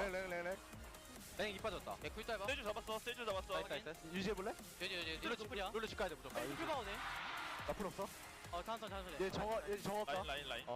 Scores 1-1. 나궁 돌아. 궁 5초. What do I think of Samira? I think she's very strong. Gonna be honest. I think she's very strong. I think Samira can easily be played in competitive play.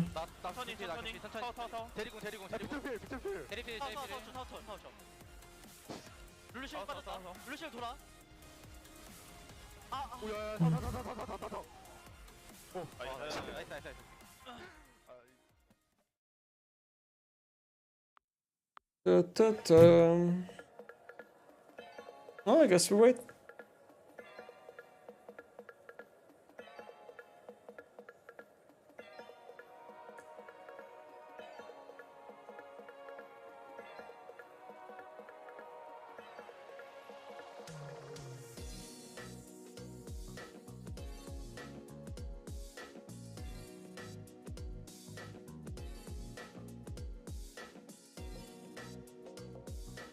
Guess we wait.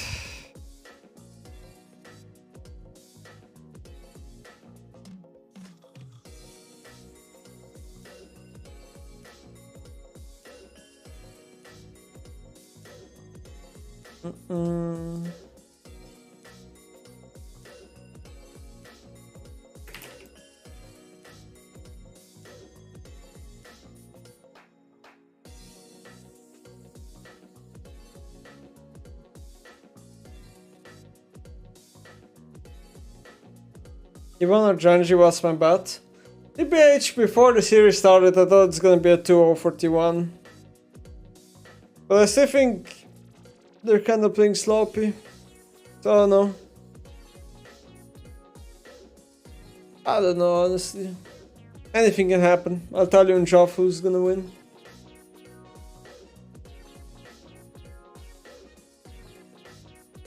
Usually based on shaft I can tell you much better who will win. But no one plays Zad in pro play since there's nothing good into him. What are you talking about? Everything is good into Zad. Honestly, if I'm being completely honest here, I think we probably would have seen Zad in pro play if... Which patch was it?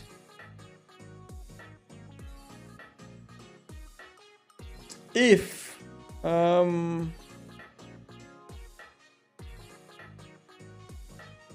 this nerf didn't come in. Cause like he got a big ult right here, like he got a big nerf right here.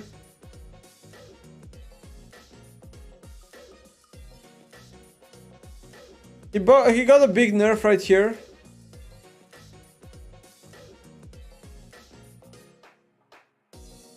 Wait, undocumented shadow duration increased to 9 seconds from 7 to 5? Like, why does he have so many changes that are undocumented? What is this?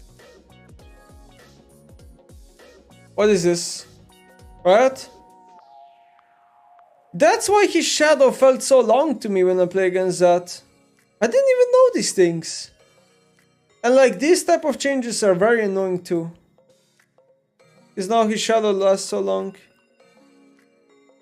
But yeah, this nerf was very big. Like he lost a lot of damage here and that is very reliant on damage. This is the problem, guys, this nerf right here. I think if this hotfix wasn't in the game, I genuinely think that would probably see pro play. By like one player at least. And then maybe more people could get inspired. Cause like combos like that Cartus are so strong, man.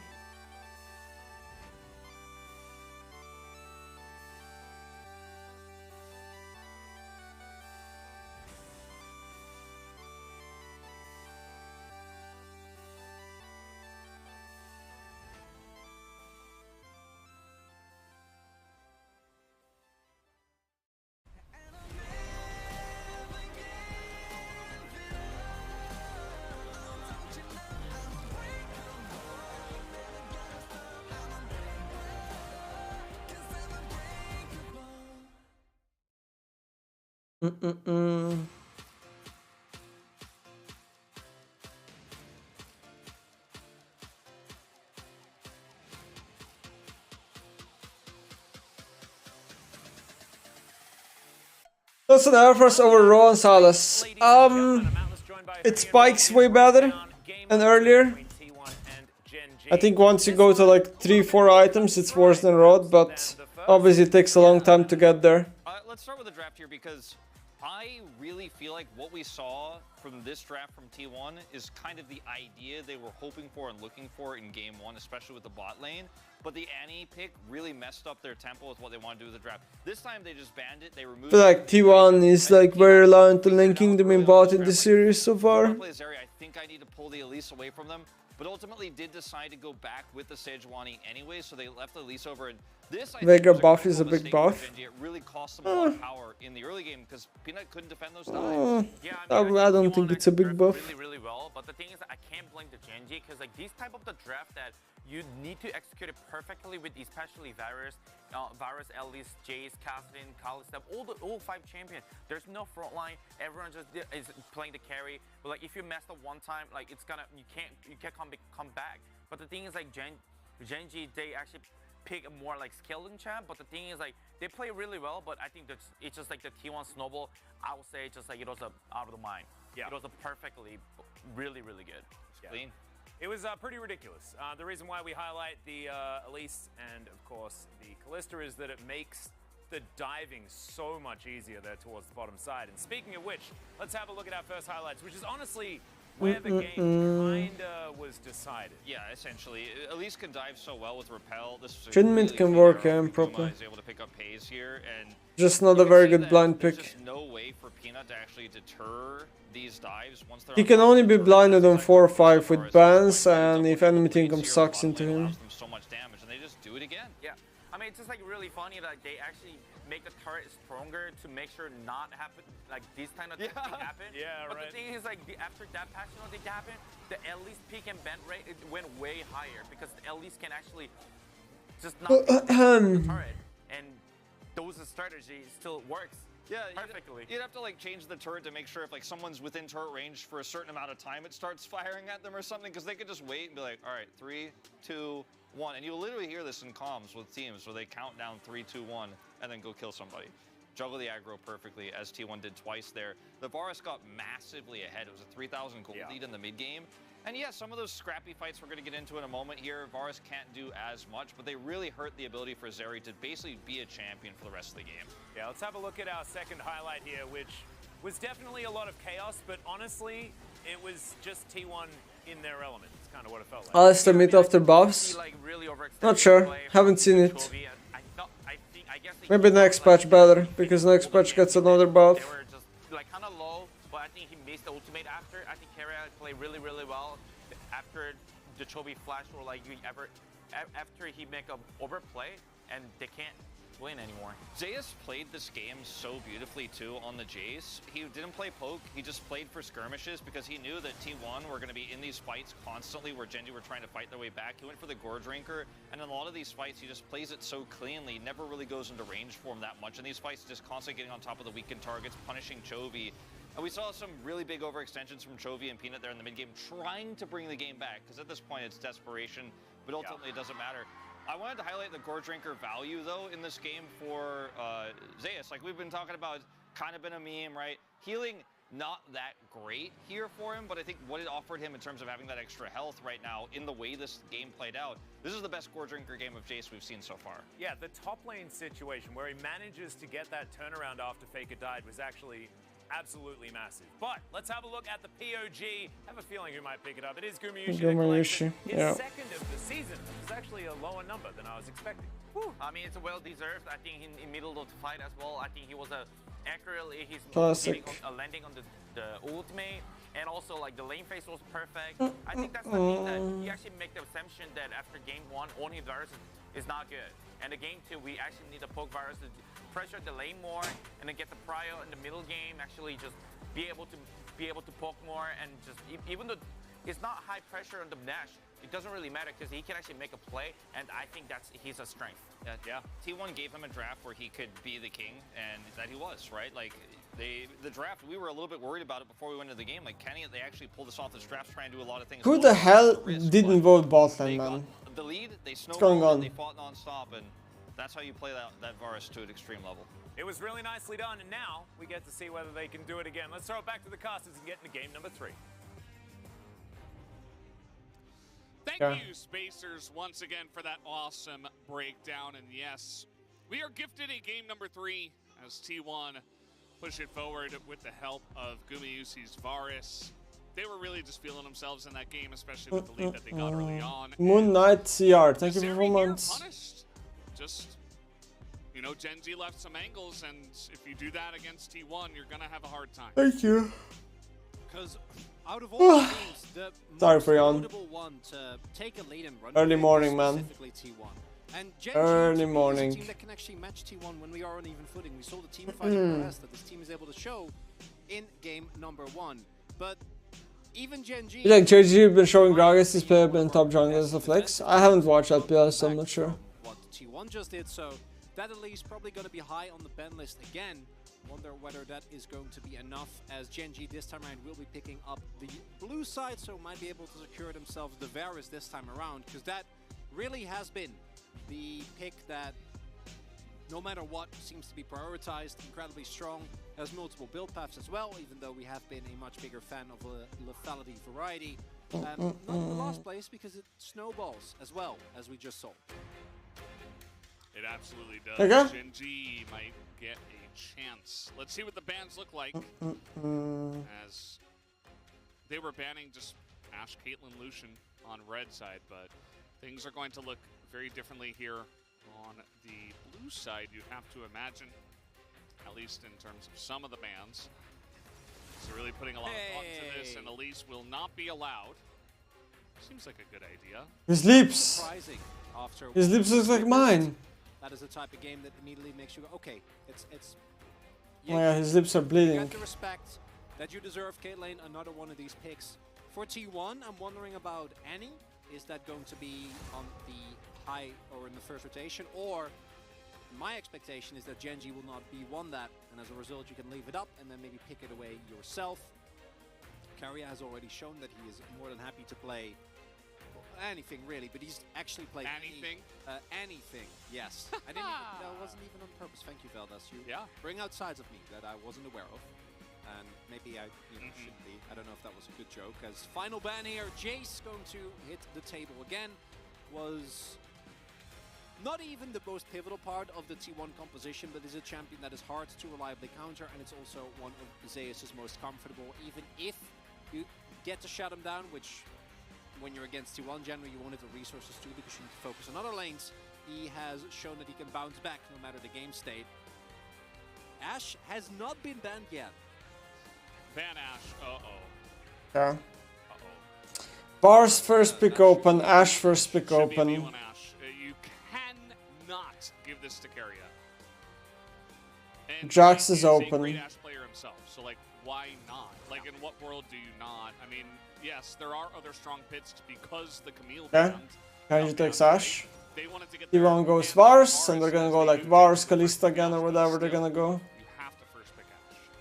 Yeah, this Ooh, Camille Vars is a Annie. very Okay. interesting one, and does it signal that they want to go for an early Gnar? Do they want to take away and maybe enable Zeus to go for an R4 Fiora down the line? So we're gonna see here Not Wukong or Sejuani.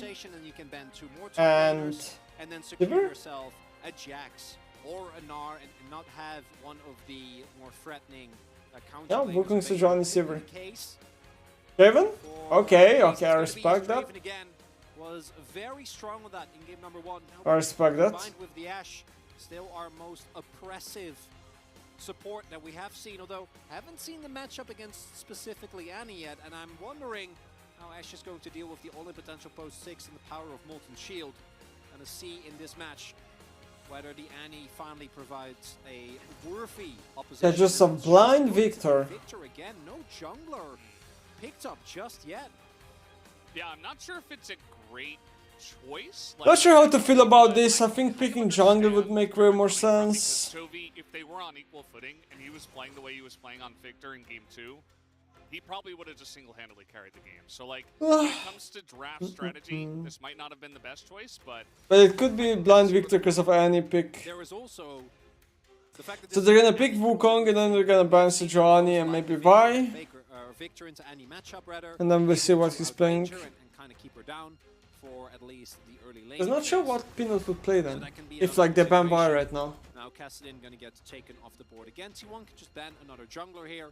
Try and limit Peanut's pool. Although already the S-tier junglers all gone. Mauk and Sejuani both off the table.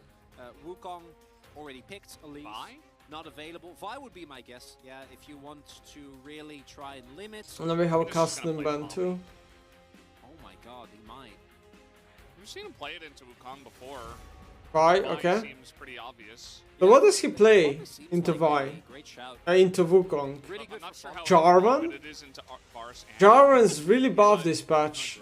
Jarvan kind be of really wrapped good. around it with the last pick, so maybe not. But yeah, Peanut might need to dig into his bag of tricks here.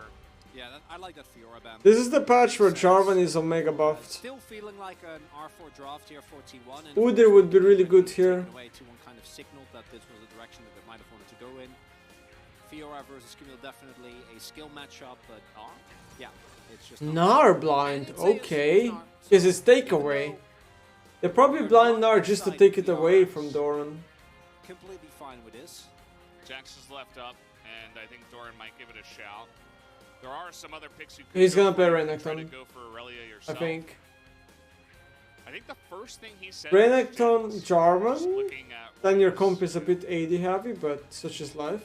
Jax, okay, Jax is also a good one. Yeah, seems pretty obvious with the way we've been seeing this matchup go recently. Jax is Jungle pool. very strong severely champ. changed. Look at Peanut. All up to Peanut now. He's like, oh god, What do we do? what am I gonna do? Get me out of here. He's in Jarvan. Peanut in the corner. I think he's saying Poppy. Poppy? Yeah.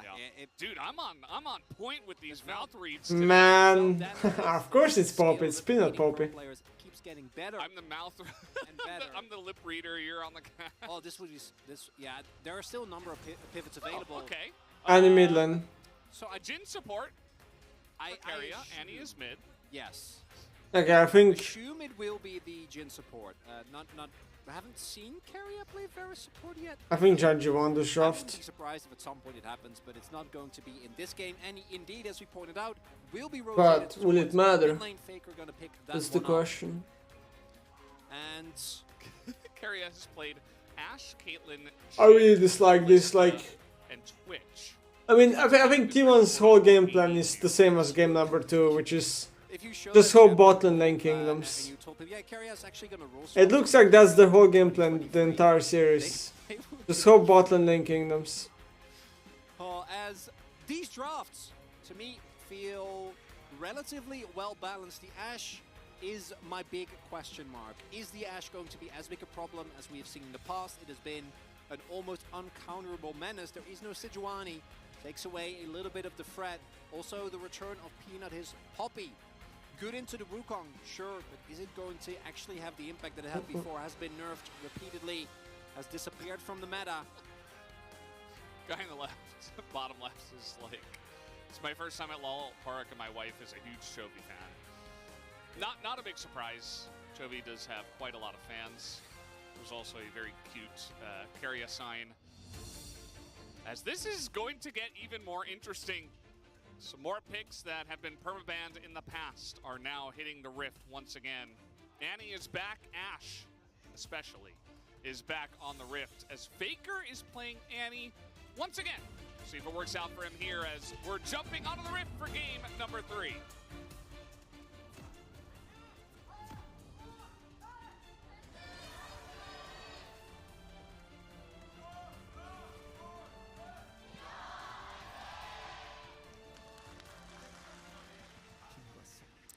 Here we go.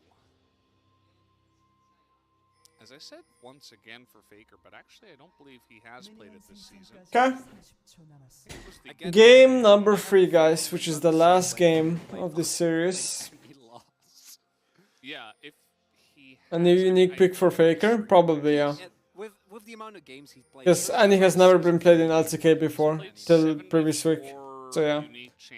So it's first strike Annie. You know who would know this is Papa Smithy. Okay. He's like, yeah, in 2023 winter, Faker debuted his Annie on November 23rd. It was 5:23 p.m. and I was drinking a Coca-Cola. Like, Probably better than Jarvan, what did I say? I'm sure our stats team. No, I think Jarvan's better. Jarvan's OP dispatch. And in that case, we get a unique champion graphic. Yep. So Made by Doran. we'll find out no matter what. Doran going to play. Okay. Just seeing where Wukong starts. I think he just wants some information. One power, but this is Grasp and no Ghost, so Doran needs to be a little bit. It's Grasp Jax, probably has second wind, so taking harass level 1 doesn't really do anything. Yeah, he has second wind, Doran shield. Alright, this level 1 is going to be extremely important. Go is built, overgrowth, bomb plating. 4th shot on pace. He's on vision. Heal, flash, heal away. His carry is like, no. The level 2 Poppy gank, really good adaptation by Peanut, and what this does is now that T1 is just gonna lose all priority in lane. And Keria without flash, very dangerous. Peanut starts the blue, but Owner is here. This is really gonna come down to a 50-50, yeah? Nope. Now he knows. And he's trying to trade. Owner doesn't want a 50-50. Now backing away and leashing the blue buff. So if they just keep staring at each other 1 for 1, then it's better for GENG, but the light is here now. Now T1 bot lane is gonna come too, so I think this is not good for GENG. Always the question as a lot of damage into Peanut. Faker can flash. Flash, Peanut, flash. Looking for it, and so is Owner. Trying to extend that kill. Oh, okay, cleanse. Will be forced to cleanse as we are walking on the. That's really not good. Some of these plays. This is way better for T1. No one dies. There we go. Oh, Like Faker's wave is not the best, but Owner is full HP now and So Papa would have known. gonna steal his Raptor too. He would have said, no, this is the first. Yeah, he would have. Man. Papa's doing well. He is, yeah. Yeah, the team is doing exceptionally well. Even though I really miss Prince. I do, yeah. And Vikla. Yeah, both of them. But they're in good hands, which KT's is nice. doing okay. Yeah, okay. KT's not complaining. Yeah. Not even Sandbox is complaining, which is kind of wild given the the swap that they made working out as well as it has. Somehow Envy is just really good now. He is, and really stable. Shocking turn of events. You never know when the season starts what's going to happen. Due to the early game shenanigans, both our junglers are fairly behind the curve. So we have Peanut still only level 3, just now getting to his 4th camp. Same for Owner, although he is clearing a little bit faster. Keria just saying hello in mid. Yeah. As Ooh, he's gonna extend that stun. There's the Q and a bunch of damage coming in. And there it is. Flash No, no, no. Face and flashes away. He will win the 1v1. Oh, he didn't have to go for that. Oh, and here we go again. Ooh, Gumayusi flashes. Nice 2v2. Gets the cash in on Draven as well. 600 gold ahead now. Oh my god, that's kinda saved it for me. After thinking about what just happened on top lane, I was like, I don't wanna live on this plant anymore. But after, yeah, this bot lane kinda saved it. Just running forward, getting the kill as, yeah. You can see the moment where Doran's like, do I go for this? Right here. It's like, no, and then tries to fake it. Doesn't have enough damage. I mean, if he gets the auto off, but and he flashes away before the auto can be, you know. Combo. Ashe makes it basically impossible to ever get out of the situation. Good sidestep from FaZe there as well on the flourish from Keria. Unable is he to cancel the play. The problem now is that Nar has Tabe and he's just permakiting Jax. The Draven just runs straight in a line at you. And if he's winning the trade, you can't stop him. But the Ocean's gonna help him a lot. So Ocean Drake right now picked up at minute 6. Is gonna mean that Doran, who's probably gonna have the worst time in the matchup out of any lane, is gonna help a lot. You are free to do whatever you want. And early Drake going over, very helpful one. We again are getting some of our less desirable Drakes out of the way. So surely now it will just be Chemtech? Yeah, Chemtech. Yeah, Chemtech next. Yeah. Fun. We don't have any healing or shielding on either of our supports. So it only makes sense. Wait, what? Pace cannon? Where did the cannon go? Pace. What are you doing? Okay, he's just trying to kill him. What is he doing? He nearly dies himself. That is a stack of the Faker's here. Uh-oh. Here we go. Uh-oh. He's here. Can he stop them though? Faker's level 6 with flash. Here we go. Uh-oh, they're dead. Say hello to my little bear. As that is going to be a lot of damage already onto the Gen G bot lane. Make it 2 and what are they doing? Oh no. And that is a double kill for Gumayusi. As Chovy's like, well, I'll just kill Tibbers, I guess. That'll make me feel better. Yes, flash, but heal's available, so you gotta know. What are they doing, guys? Absolutely pivotal roam there, coming through from Faker after a... But why did Pace do that, by the way? Why did Pace just decide to lose all his HP? On the return crash of multiple waves, Man... T1's ready. We have the early poke, and this is where you do see like, the... why is he walking up here? Losing all HP when he has a Vamp Scepter, he can just take the wave. And... you could have survived, but with Faker also being there, there is no way in hell that you're ever living here. Very, very well done there. And the subsequent kill on Pace means that his next big shutdown is going to, or his cash out rather, is going to be quite a while away. And all of a sudden the game's way better for T1. 2 kills going over to Guma is pretty much a dream scenario. A double Dirk again for this bot lane. Yeah. And it's such a rough situation to get yourself in. You just got a kill on the bottom side. You're trying to put on pressure. And on the first crash after, on your turret, there's 4 people in your lane. You have your jungler there as well. And you're feeling like, okay, like Pace is pretty strong. We should be okay. But just the fact that Faker's there makes it, you can't win. You can't win the fight. It's 4v3, you're under your turret, it doesn't matter. Tibbers exists, you've got a stun, you have 7 different ways to engage. And that's all it takes. And all of a sudden, it's just a massive swing of gold into T1's pockets from the one play. And unlike the previous game, where we had, in game number 2 in particular, a very clear scaling disadvantage for T1. Uh-oh. Uh-oh. He is looking for more. There's the root this time. Flash Pace? And flash is late. Just flash immediately, and then you don't burn clans and lose HP. slide it down. So Man. GenG pick up the Rift Herald. A little bit of something for their troubles. The light as well, just ding 6. Yeah, as I was getting into, that Herald is nice. It's rooted. That's might be paid. No stun. Yeah, I was a little worried for Faker there, but he will be fine with the reinforcements still got there. Stopwatch. He's fine. You're right. Should have done a Veldis check. Yep.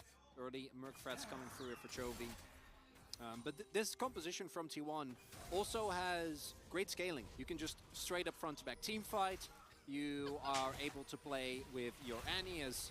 Okay, Javen ult to stop. That played for myself. To stop Virus Recall. They see you, by the way. Another one. Gumayusi might die here because of this. No, he's going to flash away. Flashes Peanut. Yeah, it's pretty useless now.